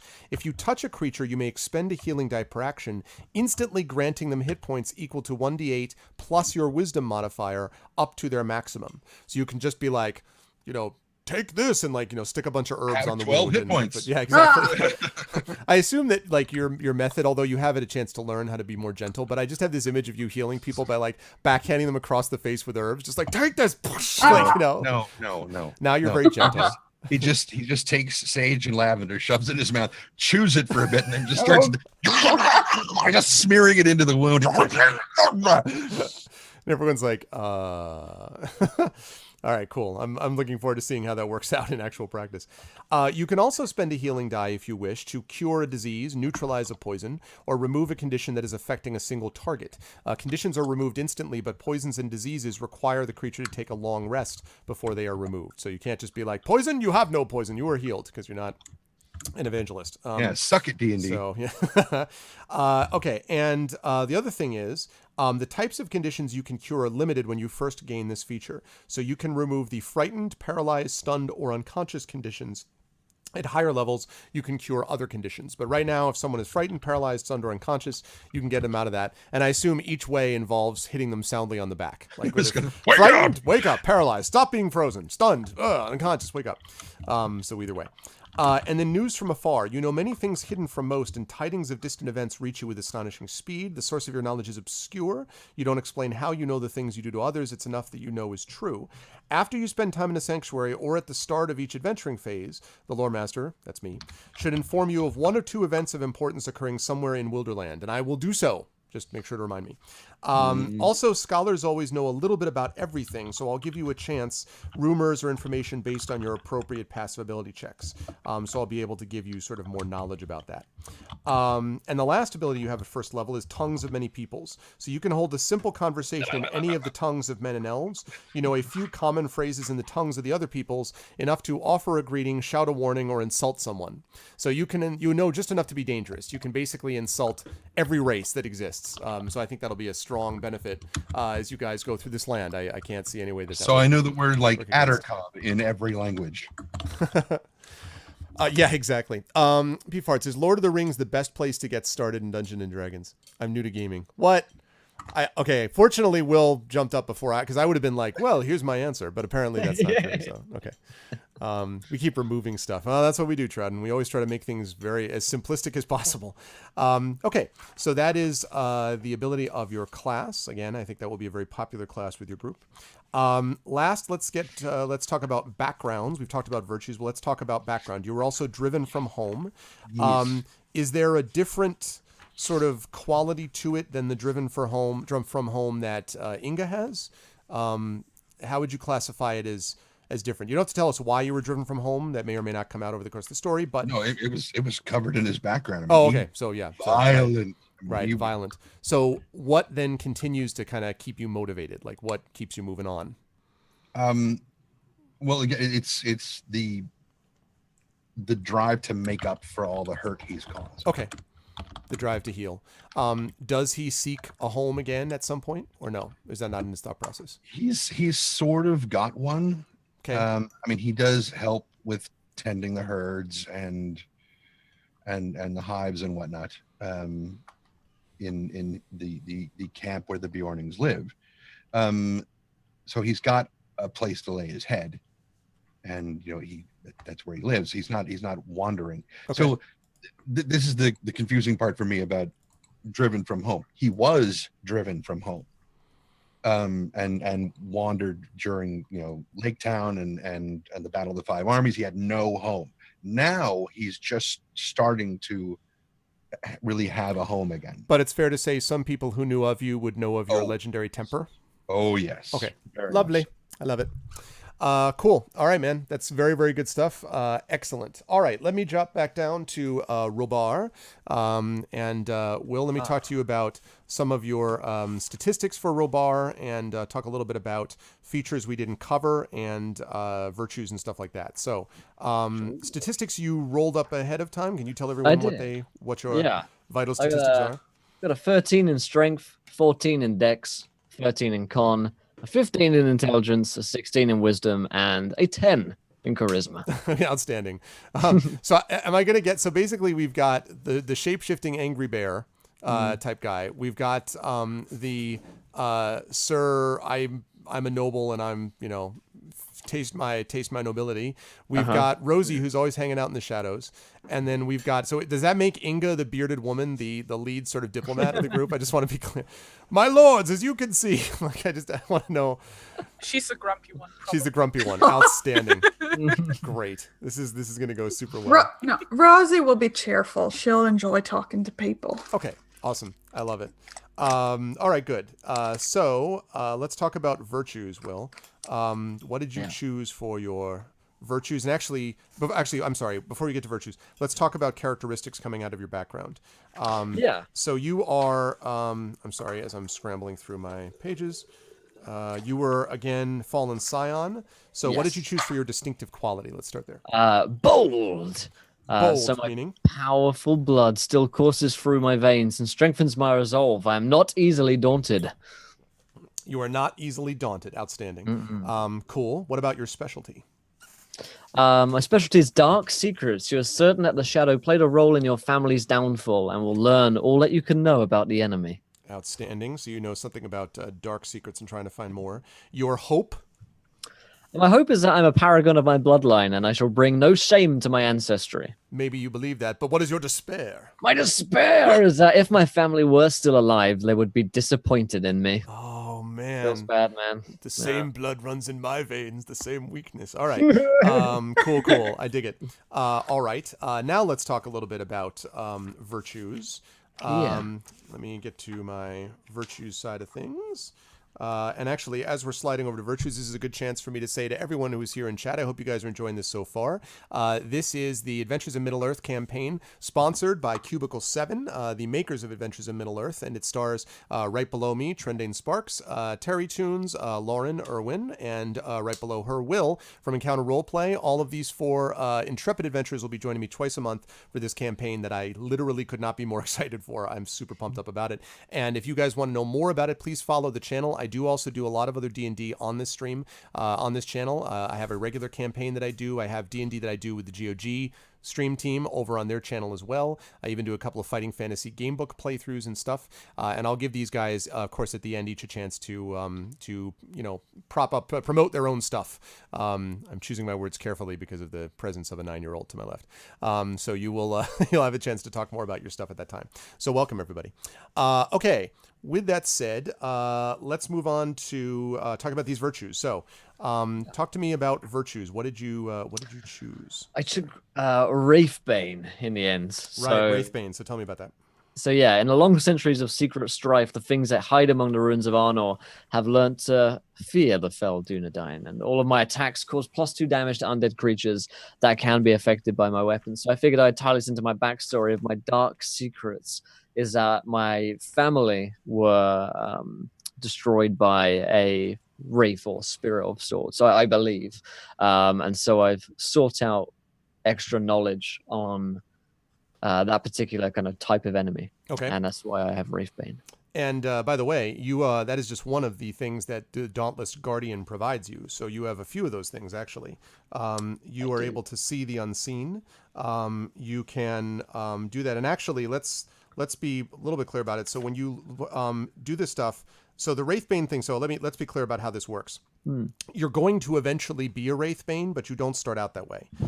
You start out by seeing the unseen. Then during a fellowship phase, you can make it an undertaking, and I'll talk about fellowship phases a little bit. And that will basically get you up to being strength of will, and then you can do it again at another fellowship phase to bring you up to Wraithbane. So you will get that benefit, but at least initially what you have is being able to see the unseen, so you can tell if there are ghosts or shades or wraiths or anything like that. You can even do a check to see like the nature of the haunting. So you don't have that ability of Wraithbane yet. You will learn it, however, over time. So cool. I'll be able to spot Rosie when she's hiding around. Yeah, exactly.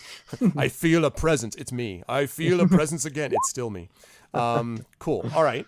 Cool. Virtues, and let's see. Was there anything else I didn't cover for you?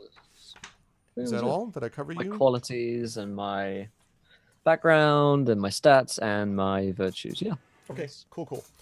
Lovely. All right. I like it. Okay, let's move up to, we'll get to Inga in just a second, but let me move up to Rosie next. Let's see. Rosie, is there anything I didn't, let me talk about your stats first. I don't think we talked about that. What were your statistics? I haven't rolled them. Oh, okay. Well, now is a perfect time to do that. So let's do that again. So again, you're rolling 4d6 7 times. Yep. And then dropping 1 from each of those 46s, and then dropping the lowest of those rolls. All right. Here we go. Wish me luck. All right. Let's do it. Good start. That's good. Maybe not that one. Not bad. 4, 5. Yes. Very good. 6. Not bad. And 7. Okay. Well, that's definitely dropping that 6. I wonder which one you'll choose. Yeah.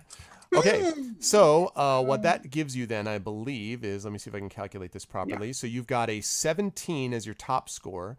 You've got a 15 as your next highest score.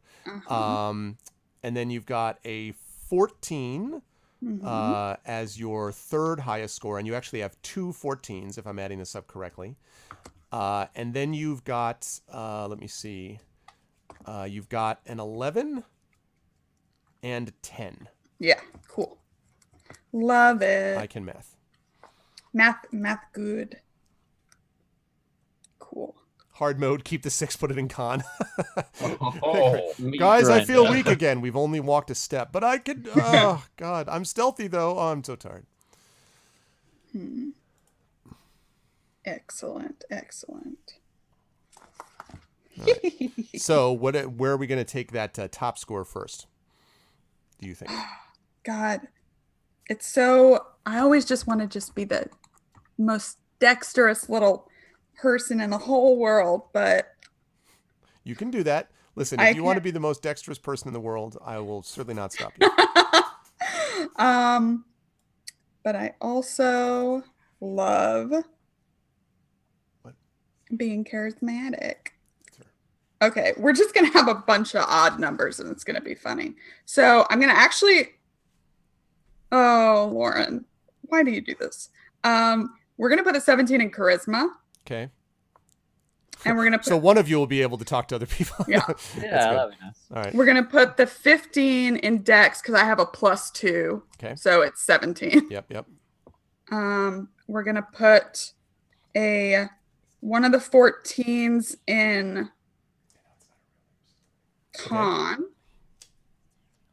and we're gonna put one of the 14s in wisdom, which Okay. makes it a 15. We're gonna put the 11 in intelligence and the 10 in strength. Lovely. All right. Boom.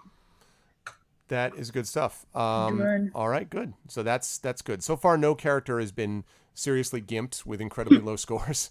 Back when I started playing, the first way we played it was just you rolled 3, like you chose a stat. You're like strength, like whatever it was, 4, 10, like whatever you rolled, that was it. And that was kind of cool in a sort of, yeah, I'm awesome and old school, but it was also kind of awful. So I'm glad that we do things a little different here. Okay, so lovely. And I think then we've covered, you don't have any virtues. I think we've covered your background. I have no virtues. Okay, you have no None. virtues at all. Did we talk about your background specific characteristics though, or did we not talk about that? Yes, Or yes, we right? did. Okay. Mhm. All right, so we're good to go. All right, that brings us up to Terry Toons and Inga, who will now get a chance to roll her statistics. Yes. Okay, right. so 46, yes. 46, 7 times. All right, let's see what we got. All right, we got an 11. It's okay. 2, 13, it's not bad. 9, 18 there is a good one. 5, 12, not bad. 6, 12, not bad. 16. 7. Okay, so that's not awful. You can drop out that 9, and you'll still have, that will still give you a 10 for your lowest score. So that's really not that bad. Okay. Yeah. So let's see. As I read that, that means your highest score is a 14. Actually, you have 2 of those. You have 2 14s that you're working with. Your next highest score would be an 11. Let's see. So you've got 2 14s. You've got an 11. You've got, and it looks like you've got, let me see. You've got 2 11s, it looks like, to work with, if I'm reading that properly. Yeah, you've got 2 11s to work with. And then you've got it looks like you've got a 10. How many, did I calculate that properly? How many numbers is that? 1 is missing. Okay. Wait, 14, 14, 11, and 11. So 2 more. There's also a 10. Okay. Yeah, what's the 6th one then? The what? There should be one more. Yeah, there should be one. Oh, I'm sorry. Let's see. 10, and the other one would be, I'm going to guess another 11 because you got a lot of 11s. Blah, blah, blah, blah. Yes, there is another 11. Okay. Good. And I get +2 on Constitution, so that would be a 13. Okay. Yeah, so you can assign them first and then add in, the additional stuff. Yeah, I already did. Okay. I was typing along as we did this. All right. Okay, and then I have to roll my hit points, I guess. Oh, that's cool.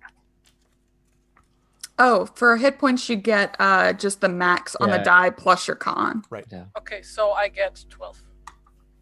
No, Nice. wait, 11. Con bonus, right? Mm-hmm. Yeah.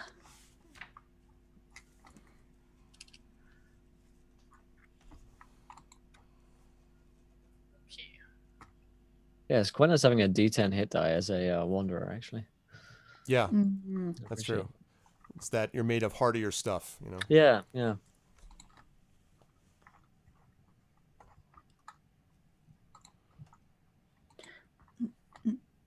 Okay, yeah, I think that should Con be is a it. dump stat. Barely any of your Too skill far. checks use con. Really? Really?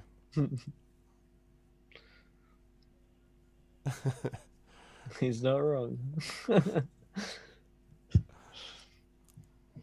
So should I just announce what I put in which Yes, stat? so or let's- what? Oh, okay. So now, oh, I'm sorry, I was waiting for you. I thought you were just assigning them. Yeah, No, go no, ahead and tell us I- what your stats are. Okay, so I now have 14 strengths, 14 dex, 13 con, 11 intelligence, 11 wisdom, and 10 charisma. Okay, that's fine. I think that's very consistent, solid character. No problems with that at all. Lovely. All right. Now you were driven from home. Did we talk about which distinctive qualities you had, or do we not do that yet? I went with robust. You went with robust, which means what is it? What is robust? That means stuff and things. I see it, but I didn't want to I'll tell you what it means. Where is the thing that was background, right? Yeah, it's No. 125. Oh, there it is. Robust. That is. Your life in exile has done wonders for your health. Your body is quite tough. You rarely get sick. Awesome. Your specialty is, I assume we did that. I think we did, right? Stonecraft is what we're Yes, looking at. For that? Stonecraft. Hope is the past is the past. I can do better. That's right. Yep. And despair is I've seen the worst and I'm doomed to see it happen again. To someone else's home. That's right. I remember. Awesome. Okay, lovely. I think we are all set then. Has everyone got all their stuff, or I questions just that remain? have to roll silver pennies. Oh Yeah, yes, same. yes. Let's do that. So let me start with Tanabear actually. Go ahead and roll for your amount of monies Tanabear. Money. Nope. Trigger. Is that 3d6? It'll say under your Scholar. Yeah. And there's some from your whatever your standard of living is. right, and your standard Marshall. living is Marshall. So let's see. Yeah, where's silver pennies? Let's see. Yeah, so 3d6 from a bonus equipment, but Marshall changes what? Let me pop it up. I think where did I find it? Probably under culture. Yeah, I didn't see it under my class. I think you get a certain amount. Let me find it. Oh, and I have it in bonus equipment under culture. Okay. Yeah. Yeah. Like I said, So it's Quick related. question, Yeah. if I may, about the known lands.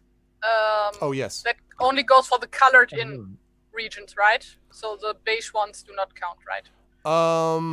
No, I wouldn't say that. Because the spots that you have, like like for example, the area that is to the southeast of why is this map so small? To the Of southeast of the Vandalen's? upper marshes. If you look over to the east where the Iron Hills are, Yes. the upper marshes are right next to it. To the south of that is the nether marshes. Yes. Those are definitely a thing. Like, Okay. Yeah, I know we lost somebody. We'll get that's Tren. We'll get Tren back. That's weird. I know. Right now the windows are messed up, but he'll come back. Okay, then I chose my regions. Okay. Upper Marches, Northern Daylands, and Iron Hills. Lovely. Makes the most sense. That makes sense. Now it's just switched around. Oh yes, it is switched around. Hopefully I can switch this around in Zoom. Time to test if I can move this around in Zoom. Oh god, no. Why can't What I- around into? Oh, there you go. I am now Tawny Bear. And I Oh, roll that. my Right. silver pennies as well here whilst we're waiting. Oh no. Why Zoom, please? 13 silver pennies. Oh yeah, I'll do that too. Yeah. I'm so rich. Well, Rich. Christmas. Oh my god. What's up, Dragon? 76. Yeah. Damn. Prosperous treasure. Do you hunter. wonderful Zoom people know how to move around windows? Can you even move around I windows? don't think you can, no. Drat. Okay. Not yet, honey. Let's see. Getting on Manage participants. I'd like you to Move your window. Oh man, why is Zoom not tailor-made for Twitch streaming? I don't understand I know. why it's I not know. done that way. Almost like it's for business meetings. Will, this is straight business right here. It's a business This is straight meeting. business. We just right. want all of you to see it. All right, I'll just move around the names. Not a big deal. Move around the names. Okay, let's move Inga here. Oh, I get a blanket as well. That's nice. Rosie here. And let's move Tana Bear. Always wanted a wide-brimmed hat, so. Down there. All right. Let's move Rosie. Whoops. Let's move Rosie down there. A white-brimmed hat, you say? Give me a second. All right. Gonna If you get go- one. If you're going good cop, Rosie, then I can go Liam Neeson. Yep. I have Band special cop. skills. Skills that Particular set of skills that make me a nightmare for people like you. What are you talking about? How would you except you're staring into a palantir. I will find you and I will kill you. And it's like good luck. stop threatening everyone we come across? All right, good. Now we've got everyone that we're supposed to have. You're my Awesome. daughter. Everyone is in the right spot. Okay. So how do we do on the pennies thing, Tana Bear? I got so many pennies. I got 13. I got 14. I got 25. 25 pennies, all the pennies. We got 16 for Terry. I think that's what that is. And we got, I am oh, no, maybe that's not for Terry. We got 13 for Will. So we're just waiting to see what Terry got, because I think that 16's from her statistic choice. You got the wide-brimmed hat. The problem with this hat is that I can't fit my headset over it. Your feet heads are under it and then the hat on top. You always go Liam Neeson, that's right. I did play a character for a whole season who asked everyone where his daughter was. Really? Where is my daughter? That's awesome. It's mostly just to give you a chance to be Liam Neeson, right? Pretty much. Okay, I'm going to assume. All right. So, Inga, did you happen to roll your coins yet? No, I have not. That Let's do would that, and then be we'll get underway. 1d6. Okay. Wait, what? 10d6.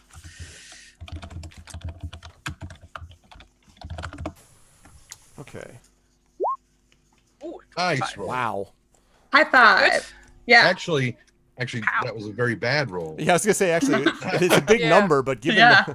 you could have gotten a 60 and you got a 25. Well, listen, I mean, material. Well, I wealth do is- have like a legit gold piece by Smaug, right, which is worth autographed and everything. I mean, in mint condition. 500 by itself. Clearly, it's like Easy. you know.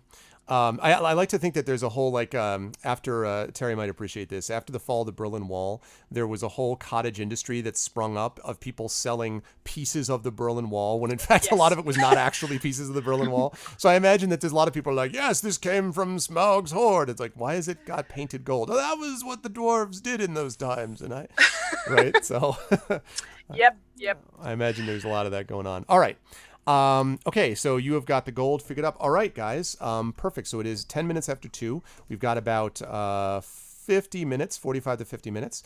And just as I was hoping for, that gives us a chance to get a little bit of play. So I will ask 2 questions. First, for my players. Are you, Rosie, Robar, Inga, and Torabert, ready? I need to figure out my inventory, but I guess I can my equipment. But we can do that next you can time. I figure will that just out. say that I was at a merchant. I need to figure out just how handsome I will be, but Not as handsome as me. No. ruggedly handsome. Torabert, are you ready? Can you be pulled away from your oven for long enough to of your baking? Awesome. It's gonna be like that. Oh yes, I'm sorry. My daughter wanted to. I'm gonna put this up there. She drew this or made this, which is I don't know if you can see it. It's here, let me jump over to the interlude scene. Hold on. All right, let's go interlude scene. Oh, it's washed out. It's Oh God, I can't see it. it's too washed out. There we go. I love Tren, Lauren, Terry Toons, and Will. Aww. And it has a pair of Thank you. headphones on it. Oh, There's like a pair of headphones below that you can't Thank really you, see 'cause Sen. it's washed out. oh, that's so Sweet. sweet. Maybe. My child is pretty cool. Okay. To that, I will simply say, Do that again.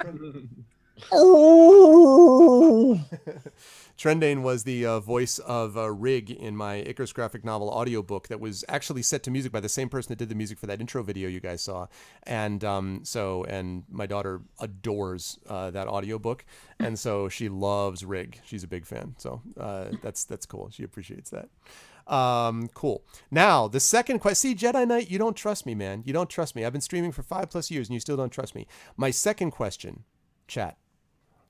Are you hyped? Where's the hype? Can I see ARV hypes? Can I see ARV quills? Can I see ARV dragons? Can I see hearts? Can I see big ups? Can I see loves? Can I see every conceivable hype icon that exists, that possesses? Yes. That's what I'm talking about. More hypes. More hypes. Aye, hearts, hypes, get hyped, hype. Does Senna love you? Of course Senevine loves you. Do you love chat? Yes, Senevine loves chat. Clearly Senevine loves chat. All right, this is what I'm talking about. Vote yay. Wolfstrike votes yay. I am prepared. I love some of these icons. What the heck is that purple thing? Clappy hype? I know ERP hype. I know that one, but Clappy hype. And then there's that. Okay, awesome. All right, we are ready to go then. So let us do it. This is called Wilderland Adventures, and the first chapter, I will tell you all, is Keep to the Path, is the name of the first chapter. I'm sorry, that's totally wrong. Don't Leave the Path. That's a better one, but the same kind of deal. Don't Leave the Path. Okay. We start our adventure in the countryside near the Long Lake. And the reason that all of you have been sent out here, essentially, is you have come to Erebor, to Esgaroth, and you've come to what was first the ruins of Laketown, but has since been rebuilt under the direction of the new master and under the watchful eye, although he doesn't actually live in Laketown anymore, King Bard, the one who actually slew the dragon. All of you have come to Laketown for different reasons that I hope you will be able to describe to some of these others as you find them. But there are a group of adventurers who basically, when you first arrive in Laketown, there's this sort of classic tour, right? Like there's look at all the cool stuff, because of course Laketown is known far and wide with the falling of the dragon. This is 5 years later, so it's quite the tourist destination, right? And people want to see what exists in this place. And so you have been to Laketown, and the first thing you do is you sort of do the touristy things, and one of them is to go outside in the countryside and look at some of the parts of not just the old Laketown, but to be able to see maybe sometimes even the bones of Smaug the Dreadful. There is a rumor too that sometimes gemstones from the dragon's fabled diamond waistcoat wash up on the shore, although the reality is 5 years later there's been a lot of stripping of these diamonds, already, but there's still some people who claim there's diamonds and then there are hills.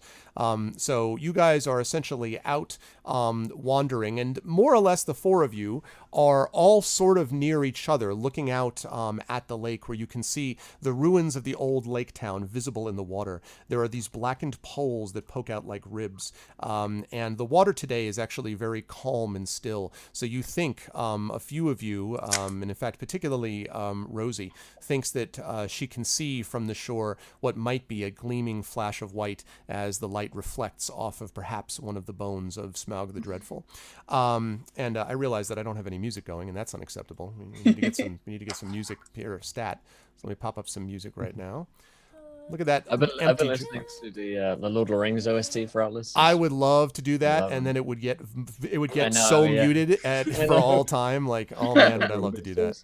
Oh man, it's so frustrating too. Okay. You want to do the sound of the NFL on CBS? I'm not sure. That also has its own qualities, perhaps, but okay. Let's see. What have we got? No, I don't think Got Funk is going to do this for us. Let's go with, how's this sound? Ah, lovely. It's just what I'm talking about. All right, I'm going to turn this down just a bit, and I'm going to play this. Here we go.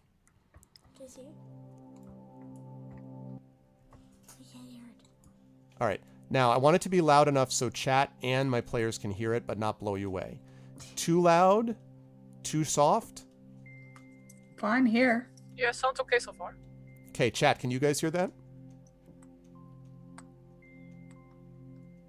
Can you guys hear that, A bit chat? loud. Okay. Chat, can you guys hear it? Too soft. Tremendous. So you actually have controls, Terry, in Roll20, so you can actually turn down the volume on your end, and I think I'm going to do that because I want to, Otherwise, I'm going to be asking each individual chat member what their volume is, and that's going to...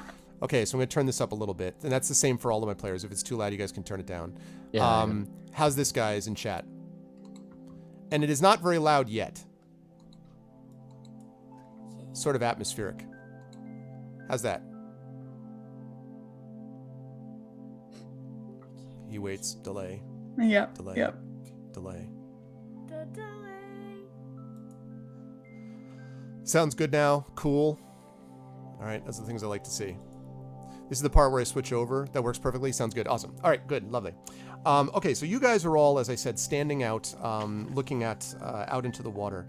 And you are not that far away from a set of rushes, these sort of tall reeds, essentially, that are growing up from the side of the lake and to the grass nearby. As I said, the water is very calm. There are no birds overhead, which is a little bit unusual for this time of year. And I should say, by the way, that this is taking place during the spring. So we're talking about probably, but later spring, probably May-ish, I would say. So the rushes are there, but there's usually some sound of like, marsh flies buzzing, and there's very little of that. It's kind of almost eerily quiet. As you're looking at the water, and you suddenly hear the sounds of running, footsteps getting louder quickly, and then a shout of, "Help! Help!" A young boy about 10 years old bursts out of the rushes ahead of you, and he spots you, and he actually runs towards you, waving his arms. As I said, you guys are all sort of roughly in a group, even though you haven't really met with each other yet. And there are tears running down his cheeks, and he sort of seeks out the person, and he kind of, he looks around him. And finally, he runs at you, Robar, because you're the sort of tallest there, and he runs to you. Well, not taller than Tanabear, but he seems to be a little skeezed out by the size and the scope of Tanabear. So he runs to you, Robert, and he comes up and he says, "Help! Oh, please help! My father, his guards, they're going to kill him. Oh, we're going to Mirkwood and they're going to kill him. He told me to run and find help. Help, please! Please help me!" He is completely distraught, like just completely like lost it. Yeah, I look at the kid and say, "What crime has your father committed?" "No, he hasn't committed any crime, sir. He's a merchant. He's a merchant, and they're gonna kill him any moment. He's a good man. He's a good man." And then he sort of, breaks down into this flood of, sort of disconnected words. You hear stuff about merchant and Dale and caravan and stuff like that. And he keeps talking about these guards, and he keeps talking about killing them. He's incredibly agitated, and he keeps pointing back over his shoulder, like towards the rushes, and actually a little bit towards even there are these little forest groves nearby as well. Yeah, I'll say, you should take us there.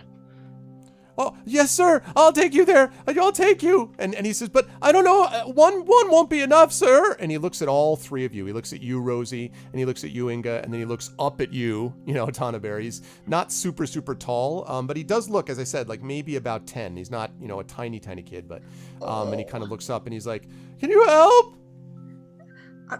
Sure. Okay, and Inga? Yeah, I just look annoyed. Okay.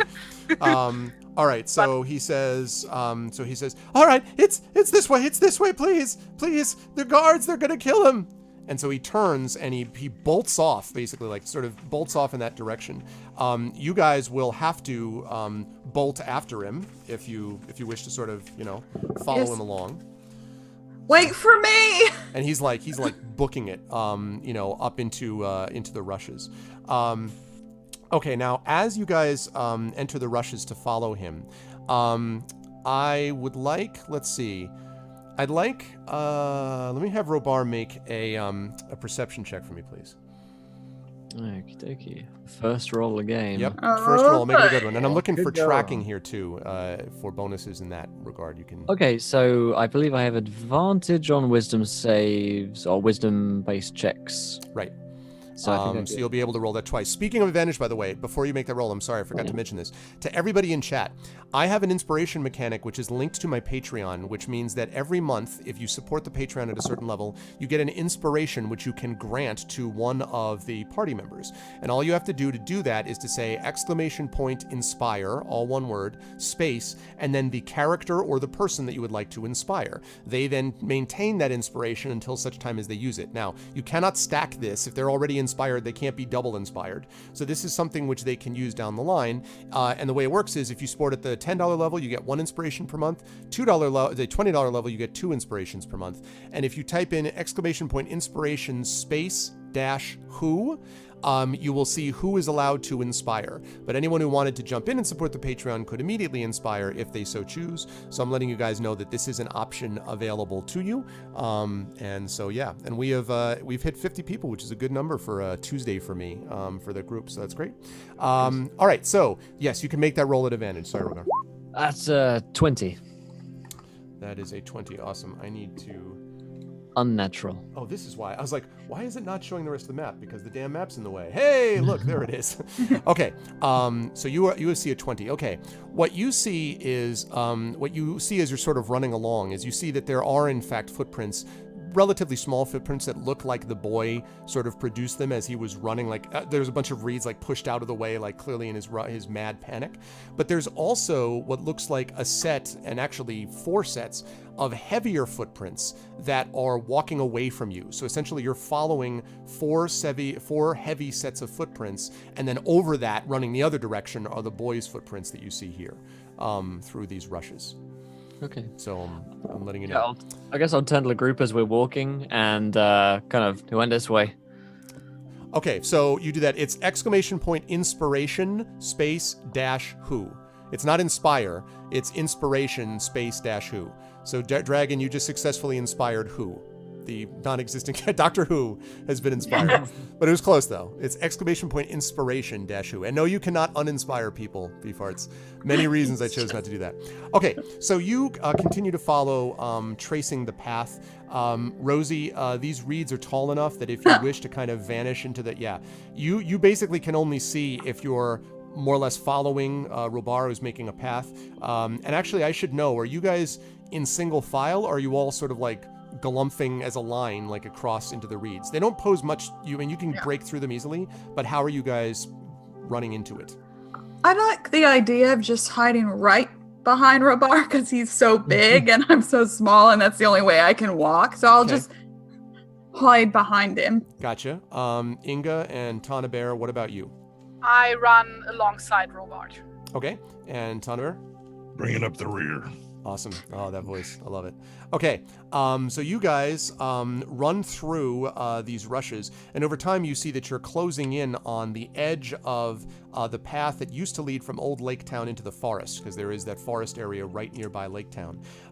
And as he's sort of running along, you can see that the path has not been used for a while. I mean, you guys have just arrived. You don't know a whole lot about Lake Town, but you know that there are endless paths in and out of these woods that often seem fine one year and then they sort of disappear the next. It requires a lot of maintenance to kind of keep them going.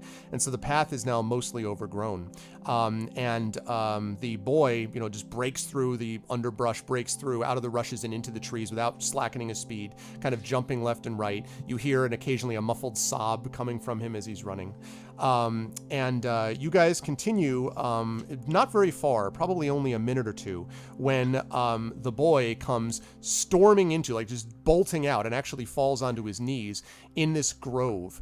And in the grove, and I'm going to pull you over to this grove in a minute, you actually see something else. Let me bring everybody over to... All right, there we go. And you guys will notice that you should have control over your characters. Starting on the left, this is, I believe, that is Rosie on the far left. I'm still on the... Yeah. Oh, I'm sorry. Sorry, I didn't bring you up. Sorry. There you go. There it goes. So there you go. And then second over there is Inga. Third over is Robar, and Tora Bear is all the way to the right. So you guys should be able to see that.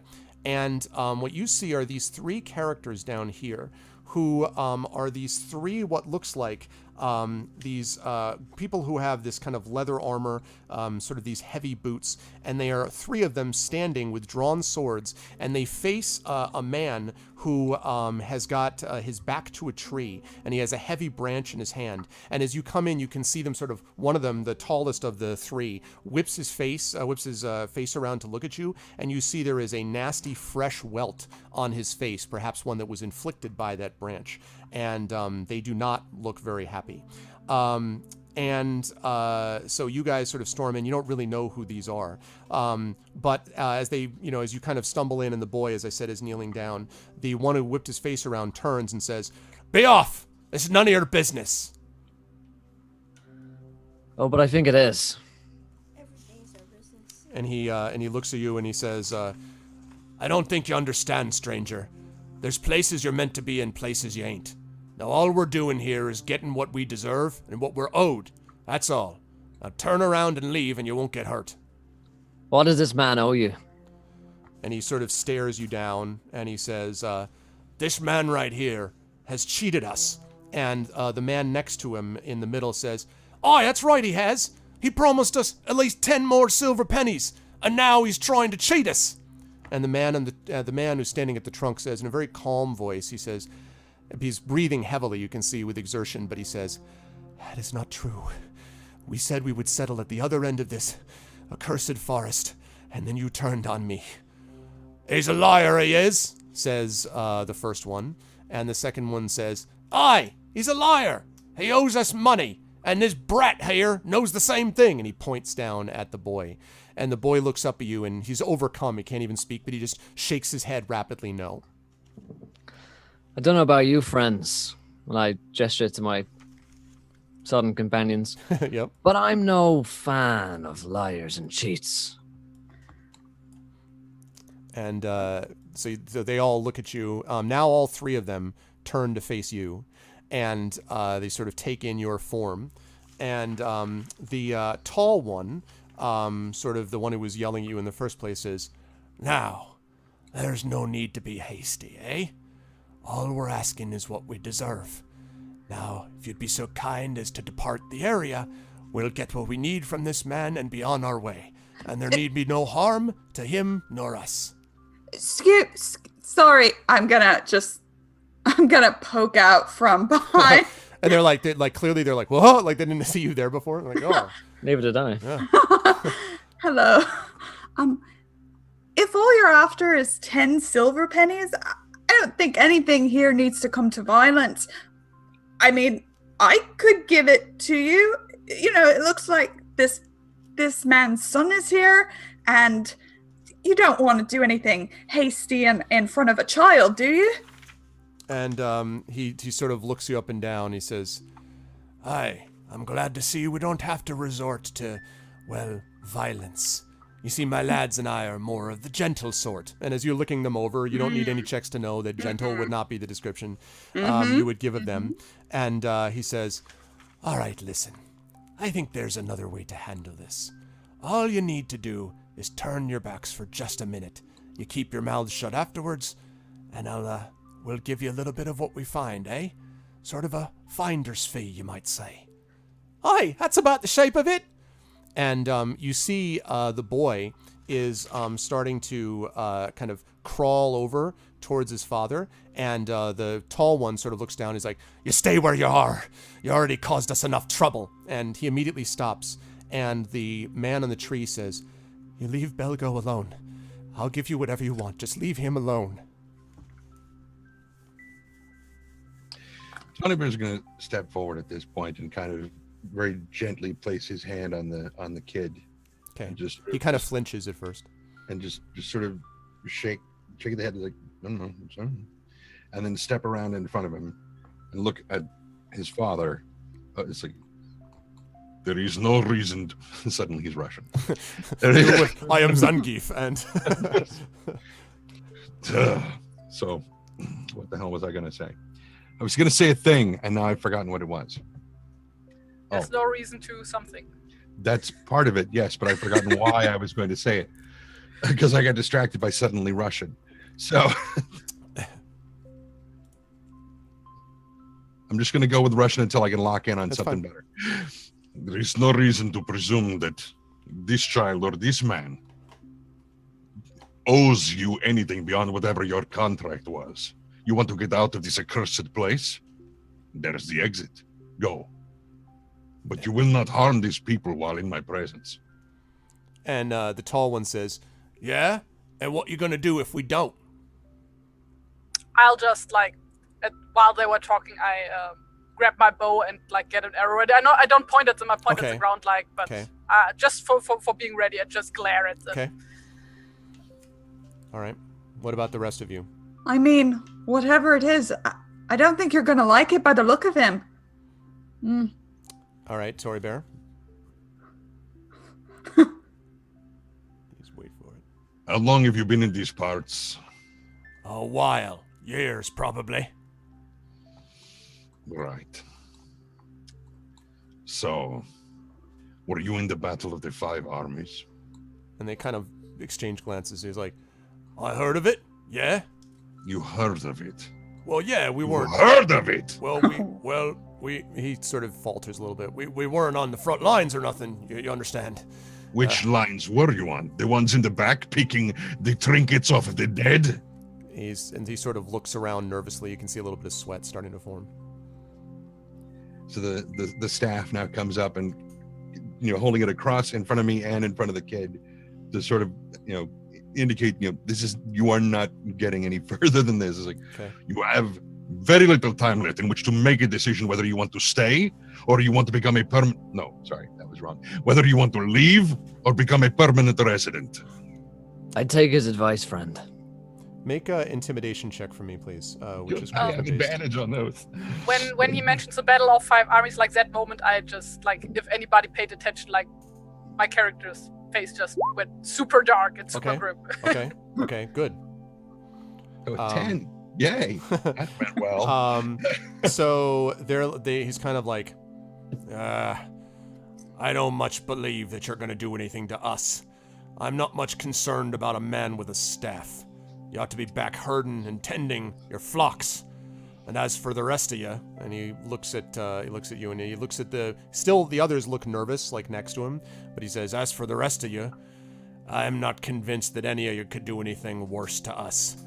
You look like not much of a disheveled lot, You don't have the class that me and the boys have here.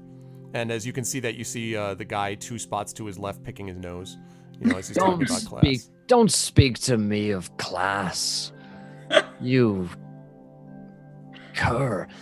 And I'm gonna take my bow off my back and quite pointedly aim it at the face of the idiot. Make an intimidation check for me.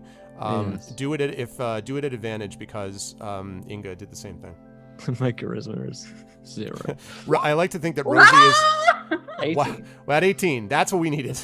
Wow. Not the one I meant. I like to think, by the way, while this is happening, Rosie is counting up the coins. Like, if this doesn't work, I'm just gonna throw a bunch of gold. No, I'm literally like, if all you want is money, I got money. Here.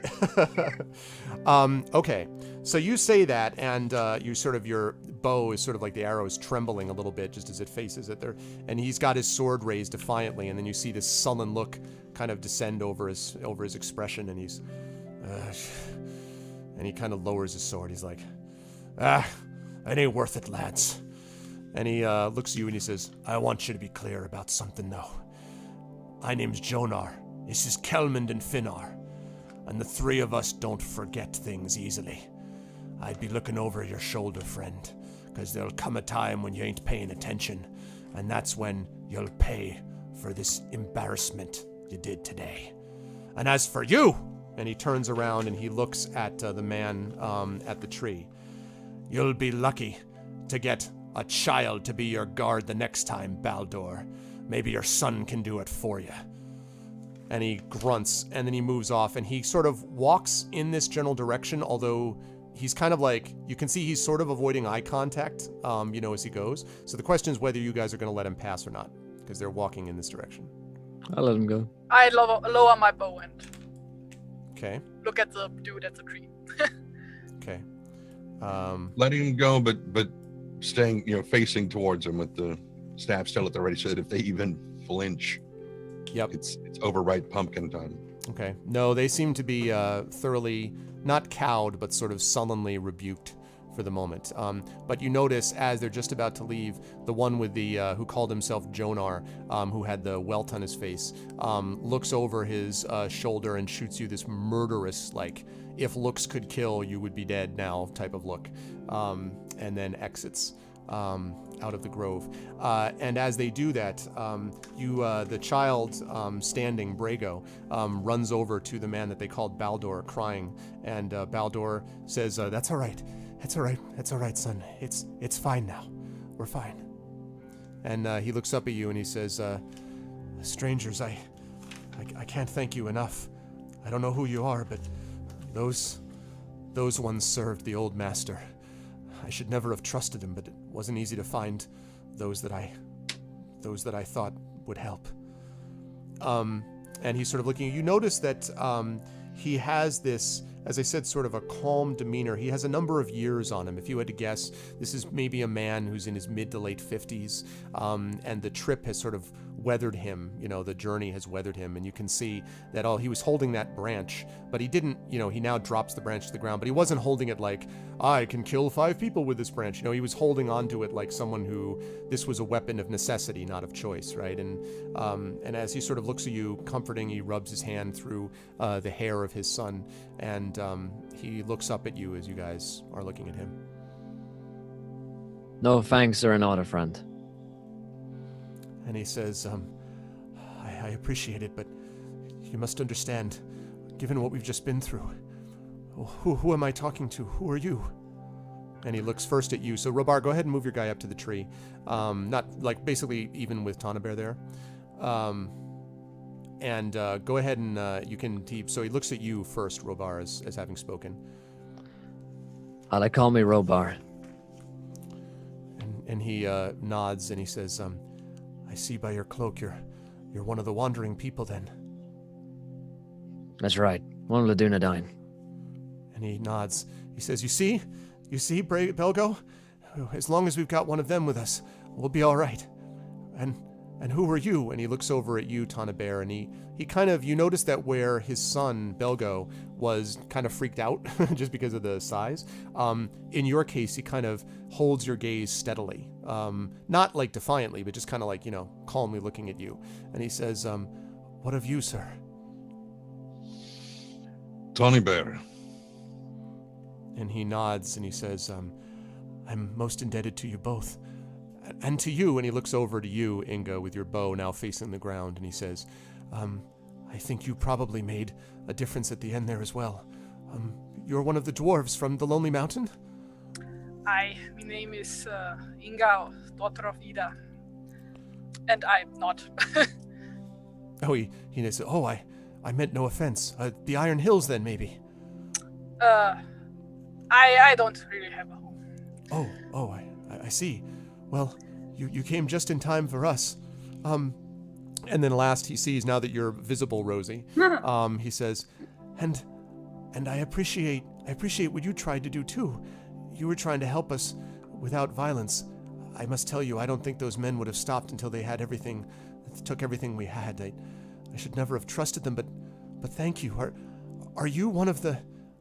Are you... And Belgo sort of looks around as if for the first time seeing you. He's like, Dad, it's Bilbo Baggins, it is! That's Bilbo Baggins! And Baldur looks at you kind of like... Where? He says, Where is he?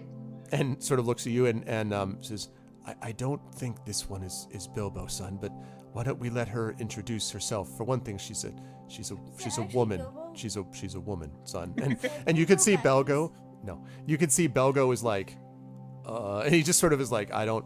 And Rosie, just before you answer, I'd like you to make a perception check for me, please. Cool. Oh, I see. This is in the world of Perception. Oh, big 6. Big 6. Big 6. Okay. So you notice that you don't really catch much of a glimpse of it, but you see Belgo's hand sort of flicker by something by his neck maybe, but you can't see it, and then it's gone. His hand goes away and you just see his shirt, his regular kind of brown tunic. And Baldur, standing behind his son, says, so what is your name, fair halfling? I think it's not Bilbo Baggins. And he has a slight little smile. No, we didn't really much associate with the Bagginses. Rosie Burrows is my name. And he nods. He says, it's a pleasure to meet one of the little folk. I've only heard rumors, but never actually seen one for myself. and my son hasn't either. And the son, who clearly is like, he's flushed red, like he's clearly embarrassed, he kind of like gives a tight nod, you know, like still standing right close to his father. And he says, I sent my son. He was on the other side of him when they decided to turn on me. Mostly, I didn't think he'd come back. I just didn't want him to get hurt. And he looks down at his son and he says, I didn't want you to come back. You could have been killed. And Belgo says, I wasn't going to leave you, Dad. I wasn't going to leave you alone. And Baldur looks back down and sort of, you know, again, runs his hand through the kid's hair, like ruffles his hair. And then he says, well, I guess it worked out for the best. Did you all travel together, though? Because I don't think I've seen a Dunedain and he looks at you sort of uncertainly. Talberry's like, one of the larger folk. He's not totally clear exactly where you're from. And one of the little people, and certainly one of the dwarves, all traveling together. Why are you all here? Circumstance. We are not traveling together. I know none of these Just folk pointing this here. out. Just passing through Lake Town. Oh.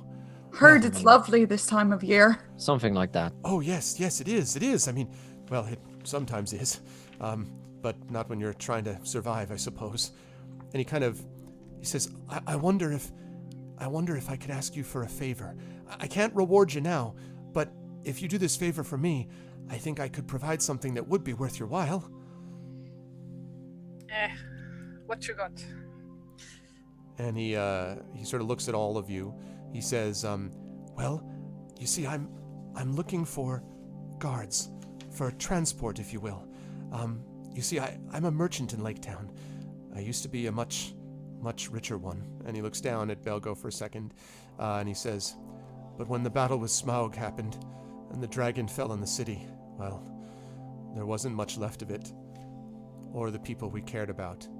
And you can see as he does that, he kind of grips his son, and his son kind of hangs his head. And when he says this thing about what he cares about, you again see the son's hand flick to his neck. And this time I'll let all of you make a perception check, because you're all staring directly at him at this point.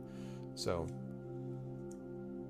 So how does this work in the system? Do I just click on perception in the list or what? That's correct, yeah. And it should be set for the character sheet that you've got. Well, there it is, 23 this time. Okay. Right. So we've got 23, we've got an 18, we've got an 11. Okay. So, and I want to see what Tiny Bear gets also. Oh, we lost Tiny Bear. So help me if I have to redo names. Okay, that's fine. He's not very perceptive at this I know, point. he's like, clearly his perception has failed. All right. Yeah. This is real life, guys. This is the kind of role playing we do here. Okay. So, all right. So that means that Rosie, you are definitely able to see, and so are you, Inga, that there seems to be some kind of an amulet around Bregor's neck.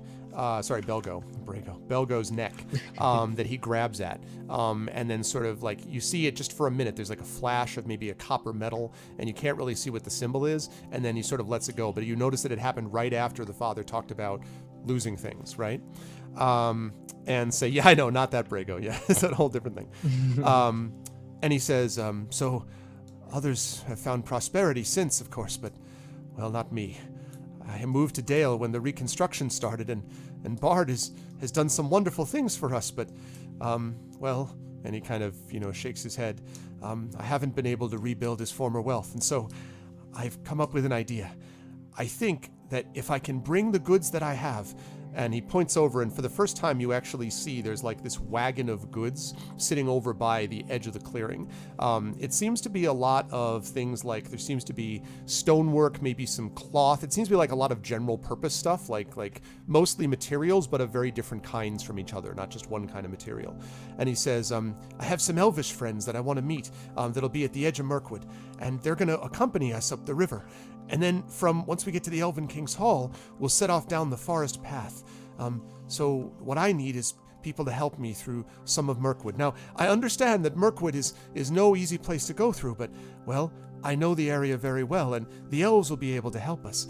And if you can bring me to the other side of this place safely, get me to my destination, well, I could reward you most richly, and I could even give you a place where you could rest. You'd have good positive relations with the elves in these parts, and that will be of great value to you, I promise you. most of all, and he kind of lowers his voice and sort of leans forward, almost like, I mean, his son can hear him, but it's almost like he's trying to lean away from him. He's like, I don't know where else to turn. I don't want this to happen again. So everyone at the above 15, basically, so Rosie and Inga were able to see what I described, but not Robar or Tanabear. So, and he kind of looks at you expectantly, his hands, one hand around, actually both hands around his son, like just the front of him holding him. Well, I've got nothing better to do, so might as well.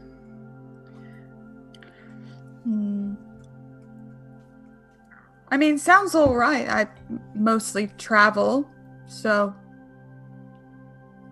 could Just be so fun. happen, I'm on the same path as you, so Okay. I can see myself to being around you, but don't consider me your guard. And he says, "Oh, yes, understood. And you, sir?" And he turns last of all to you, and you get the impression again as he holds your gaze, Tanabear, that he's kind of like, so, you know, like he saw the staff and he saw maybe some suppressed anger or something, but whatever it was, it intrigued him. And he sort of takes that nod. He says, "Wonderful. Oh, that's wonderful. Well, I'll just get sorted with the wagons then. Here, Belgo, you help me get everything back together."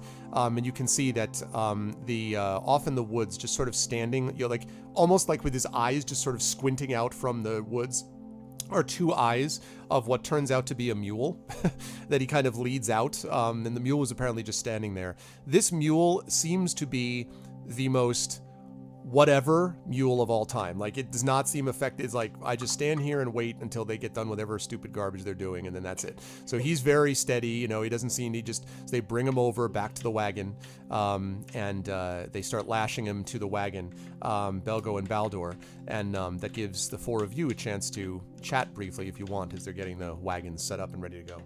I have a question beforehand. Sure. I read that you can have a pony for packing things and stuff.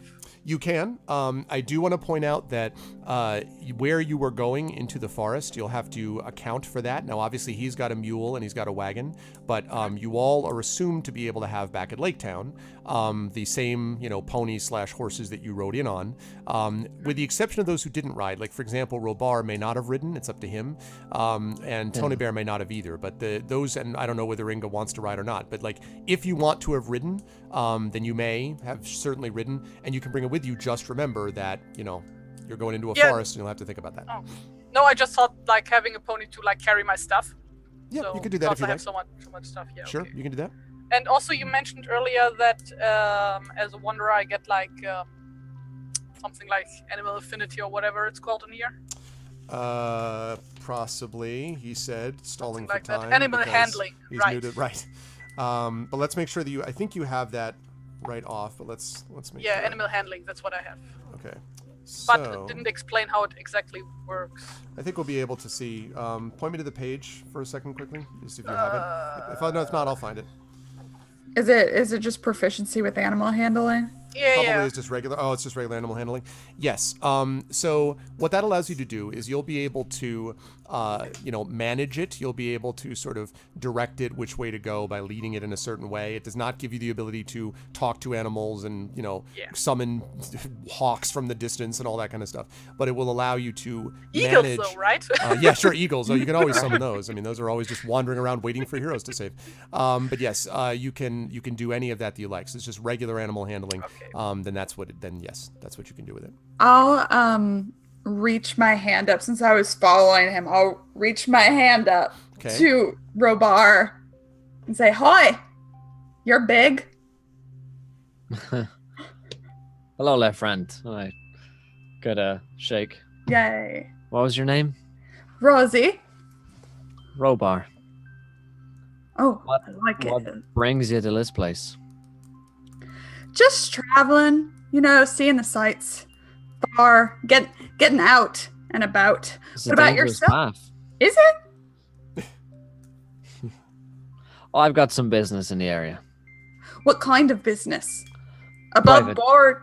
Oh, private, but above board, right? Yes, I suppose it is. Great. All right. Why'd you ask? Just, I like to know, nope, wrong accent, who I'm traveling with, make sure no shady types. Had some bad experiences with that before, so. Well, I can't say I've traveled with a dwarf before either, so this will be a first for me. What was your name? It's Inge, daughter of Ida. That's all you need to know. I like that. Simple, to the point. I like it. And our friend of few words. I look at the tall one. Yeah. At Tony Bear.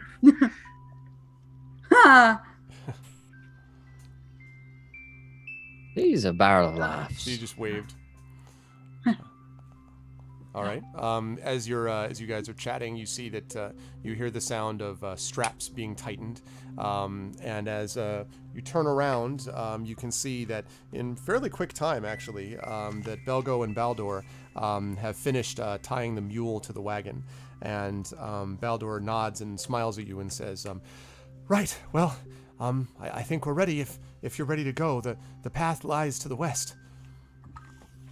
I whistle to make my pony come because I left it at the place where we were standing before. Oh, yes. If you have anything you need to get from Lake Town, of course. I'm sorry. I just didn't want to spend too long. And I should say at this point that you're about 15 minutes from Lake Town. You could, if you wish, it's up to you, go back if you wanted to grab anything from there. You may already have had most of your stuff. Like, I don't know that you left a bunch back behind, but you could grab stuff from there if you wished. That was the direction the other guys went when they left, right? Right. Yes. Well, I'm gonna assume that I just come from there. So, I already got like traveling stuff with me, like provisions and stuff. I'm gonna assume because that's what I set out for traveling. Okay, so you're able to call for your pony. The rest of you are going to stay on foot. Is that right? Okay. So, by the way, the pony Inga has a name. I'm not gonna name it butter cheese. I was like, where is it? Let me hear it. Let me hear butter cheese. Oh God. Let's go with Lilleman. Lilleman. Oh. Nice. Lilleman. It's from a book that I read. Oh, Lilleman. All right, very pretty. Okay. I'm gonna type it out in the chat. Wait. All right, Lilleman. Her pony is called Lilleman. All right. So the pony comes up alongside and actually arrives. There we go. Lilleman. Nice. And seems to, arrive in very sort of good stead. And as you guys begin to exit the glade off to the west, all of you notice as Belgo looks over one more time over his shoulder, you can see his hand touch his neck again, and before he disappears into the undergrowth. And that is the image, I think, that we will stick with us for the end of this first session, because Will's got to get out of here in about 4 minutes. So, and chat, I'm going to do a giveaway, and after I let these folks go, I will give a giveaway of the Player's Guide and the Lore Master's Guide. But folks, great start. Great start tonight. Yes. So I will work down, starting with Lauren first. Lauren, tell all the wonderful peoples where they can find you on these here interwebs. Yes. I play on Will's stream on Mondays. His first stream, what time is that at? 1 p.m. EDT. And you can find me in chat and such, that Salty Ginger on Twitter for all the film fun times. Yeah. Cool stuff. Thank you. Great stuff today. Moving right on down the line. Will, I mean, I know you're new to Twitch, but just tell so where can people find you? When do they not find you is I think a better way to put it. But tell us what you want to highlight next. Yeah, you can. I'm about to go live actually in a couple of minutes here. Twitch.tv/encounter roleplay. We're playing some Call of Cthulhu, and there are terrible things happening. I won't go into. It's Cthulhu, so of course, automatically terrible things happening over there. Are links all good to do? Yes. Oh no, please. Yes. Link away, because you guys should be following all of these people and their various endeavors, Twitter, Twitch, etc. Because you're going to see a lot more of them. So hopefully you like them as much as I do, because you're going to see more of them as time goes on. Also, round of applause to a hand to Arv for his dear main. That was awesome. Thank you.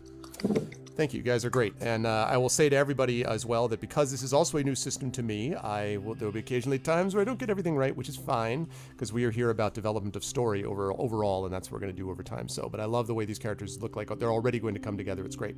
Okay. And I avoided, by the way, Old Man in the Tavern. No Old Man in the Tavern. This is a younger man in the woods. I just wanted to be clear. Very different. But thanks, Will. Great stuff, man.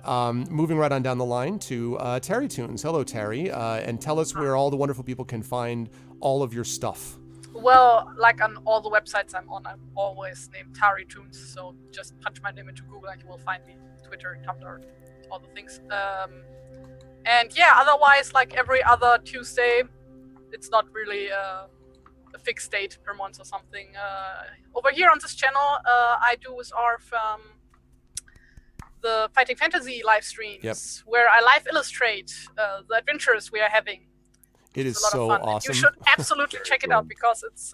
I believe it's as much fun to watch as it is to draw for it. It really is super Which would cool. be a lot. It really is super cool. Terry's very talented, and I'm really happy we started doing that because it's cool. Yeah. So basically, Terry just spends her Tuesdays, hanging out with me. Like it's either that or it's this or that's basically what it is. But thank you, Terry. Really good stuff today as well. I look forward to hearing more from the bearded dwarf woman. And last but certainly not least, our good friend Trendane. Tren, other than 6 million places on my channel, where are the people going to see you next? Pretty much here. Okay. You can find me on Twitter at Trendane. You can also find me on Not So Speedruns, who's in chat right now. Yep. On his channel on Thursday evenings, where we're playing Blades in the Dark, where we are criminals in the city of Duskwall, and it's awesome. It's super cool. Isn't there a Tolkien and Dragons category? Not that I saw a dragon, but hopefully they'll make one now. I hope so. But thanks to all of you guys, Lauren, Will, Terry, and Tren. Great job tonight. We will, of course, be back in 1 week with this group next Tuesday, same bat time, where we will see what happens to Baldur. Same bat time. Same bat. Oh, that's true. Poor Adam West. Too soon. Well, even more then, as a spirit, as a memorial to him, same bat time with Baldur and Belgo and all the rest of the crew as they try to make their way through Mirkwood. I'm looking forward to it. I'm going to let you guys go, and then I'll close up shop with these with chat. So everybody in chat, can we get some love for the players? Please, chat, can we get some serious love for the players? And Lauren, Will, Terry, and Tren, thank you guys so much. I'll speak to you soon. Be careful. Bye. Bye. Arv Cave. Dad, it says to Arv Cave. To Arv Cave, exactly. That's what he says. Oh, he says to Arv Cave? Okay. No, classier. Oh, well, that's all right. There we go. To the Arv Cave. Oh, yeah. Nice. Good stuff, guys. All right. So that was great. A lot of fun. Really promising opening session, and hopefully we will continue that as time goes on. And I am going to sign out of this game. And like that. Okay, good. Lovely. All right. So it is super bright in here. Hold on. I need you to move, please. Because I have to turn off this light because it's too bright. All right. That's a little better. Okay, now I'm not overwhelming you with actual light. Actually, can you turn off that light, honey, behind us? The room light? So you're saying you just want sunlight? Right, I just want sunlight because it's too darn bright. Okay, so guys, the folks who are here, we have not one but 2 giveaways. We're going to run a giveaway. Thank you, honey. So we're going to run a giveaway here. And the way this works is I'm going to type in a word.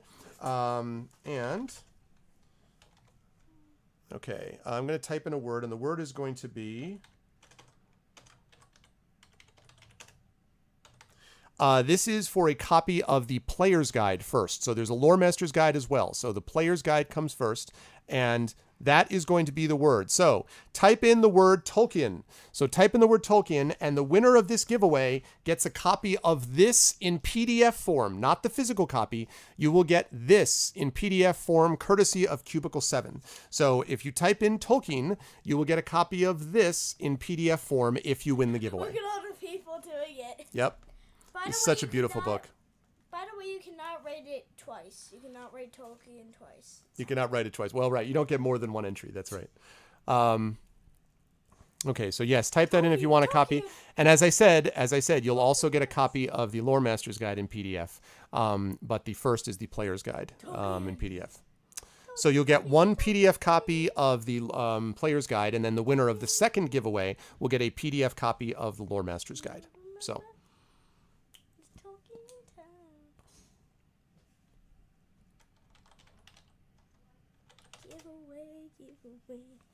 Why are you writing All right. giveaway again? All right, last call. Last call. If anyone wants to get in on this, last call. You want your PDF copy signed by me? Yeah.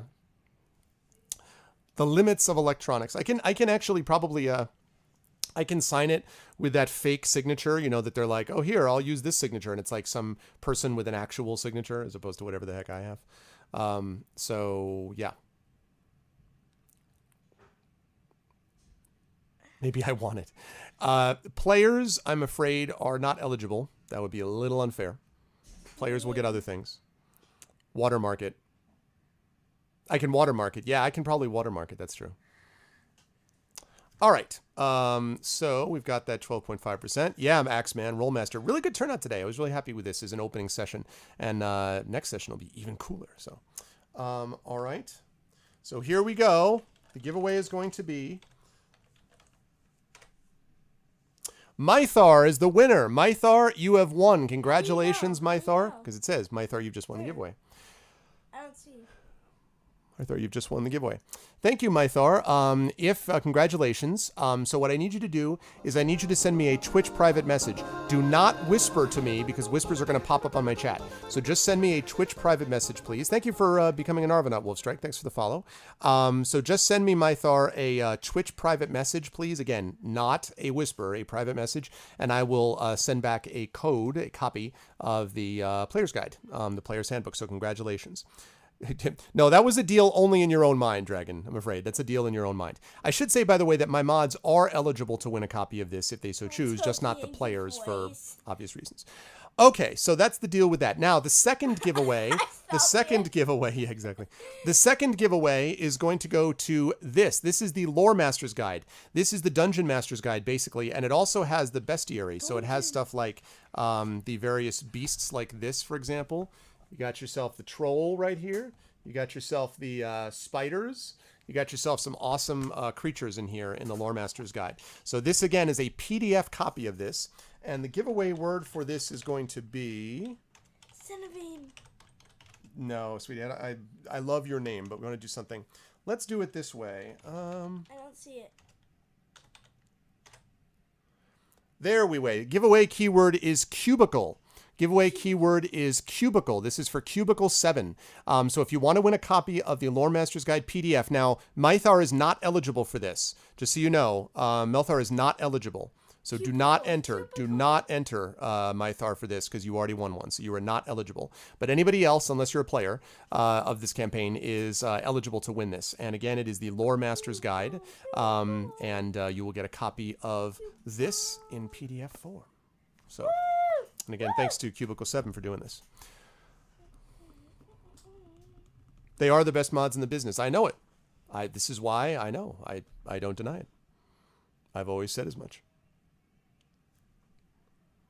What if I'm a player?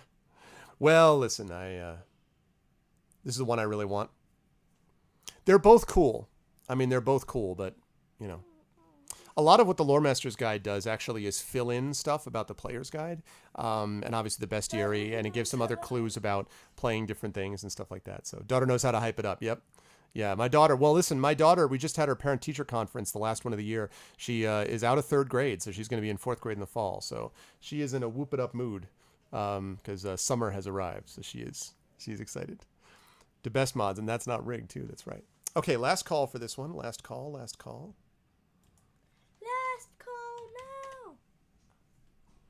Oh, I just want you to send me a Twitch PM, Mythar. Just tell me I won the Player's Guide in your Twitch PM, and I will send you a response to that message with the code or with the link to the item.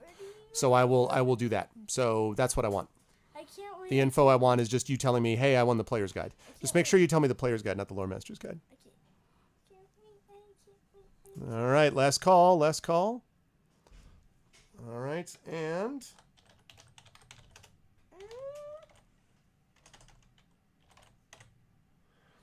wow. Big Boss is like, this is the one I really want. Kapow! The RNG gods smile upon you, Big Boss. Yeah. Wow, check that out. The gods are like, this time is yours. You have now gained. You see Gandalf like, like in the background. All right, congratulations, Big Boss. So again, drop me a line, again, Twitch PM, and I will send you a response to that as soon as I can. Yes, not whisper. All right, guys, so that is going to do it for me. Now, I am supposed to be heading over to GOG, but I'm going to have to talk to them about it because we have stuff going on here that I was texted about, and I may need to, I didn't realize I had to do this, but I may need to assist with this, so that may affect my stream over there, so I got to go run and talk to them about that. But if we are on again, then you'll see me over at GOG streaming with Pen and Pixels and doing the D&D type of stuff over there. So we will do that. But either way, you will see me again, of course, later in the week. Now, normally my streams are Tuesday, Friday, Saturday, but I'm going to Columbus, Ohio. I'm going to Origins, the Origins convention there, where I've been going for a number of years. I'm a member of the library there, so I'm an author that sits on panels and stuff like that. And I'm going to be doing that. And so I don't know what streams are going to be like. I'm bringing my portable rig, which we call Arvbox, with me, but I don't know for sure if I'm going to have chance for a stream or not. So probably Friday or Saturday I'll be able to. I don't know about both. So if you want to know about all of that, the way to do it is followers. So click on that. Make sure you follow if you haven't done already. Make sure, and you can see more of this delightful child. Make sure that you follow that. Make sure you check out various things here like Steam Group, ! Steam Group, YouTube with ! Arvtube. With ! Discord, so you can join up with the Discord, and of course the Patreon, which is sitting right there in my incredibly too bright hand. ! This is no light at all. I just want to tell you, there's no light in my room. This is just sunlight. And I still look like this. Like, it's crazy. But ! Arvtreon, where you can get inspirations, where you can get a lot of cool stuff available to you, including critiques of your writing and epic poems and stuff like that. So make sure that happens. And I will be very grateful because we want to make sure the channel continues to grow. But that's going to be it for me. No raid today because we're going to be heading over hopefully to GOG at 4. And if not, then, no raid for this group. But we will be able to do so. And again, next week, same bat time, same bat channel, same Tolkien time, same Tolkien channel. You'll see me here with day 2 of the Wilderland Adventures session with the players that you just saw. That's it for me. Thank you to Cubicle 7 for sponsoring it. Thanks to everyone, and I love you all, and best viewers on Twitch, and I even love this daughter with the bunny ears behind me, and I'll catch all of you wonderful people soon. Have a good one.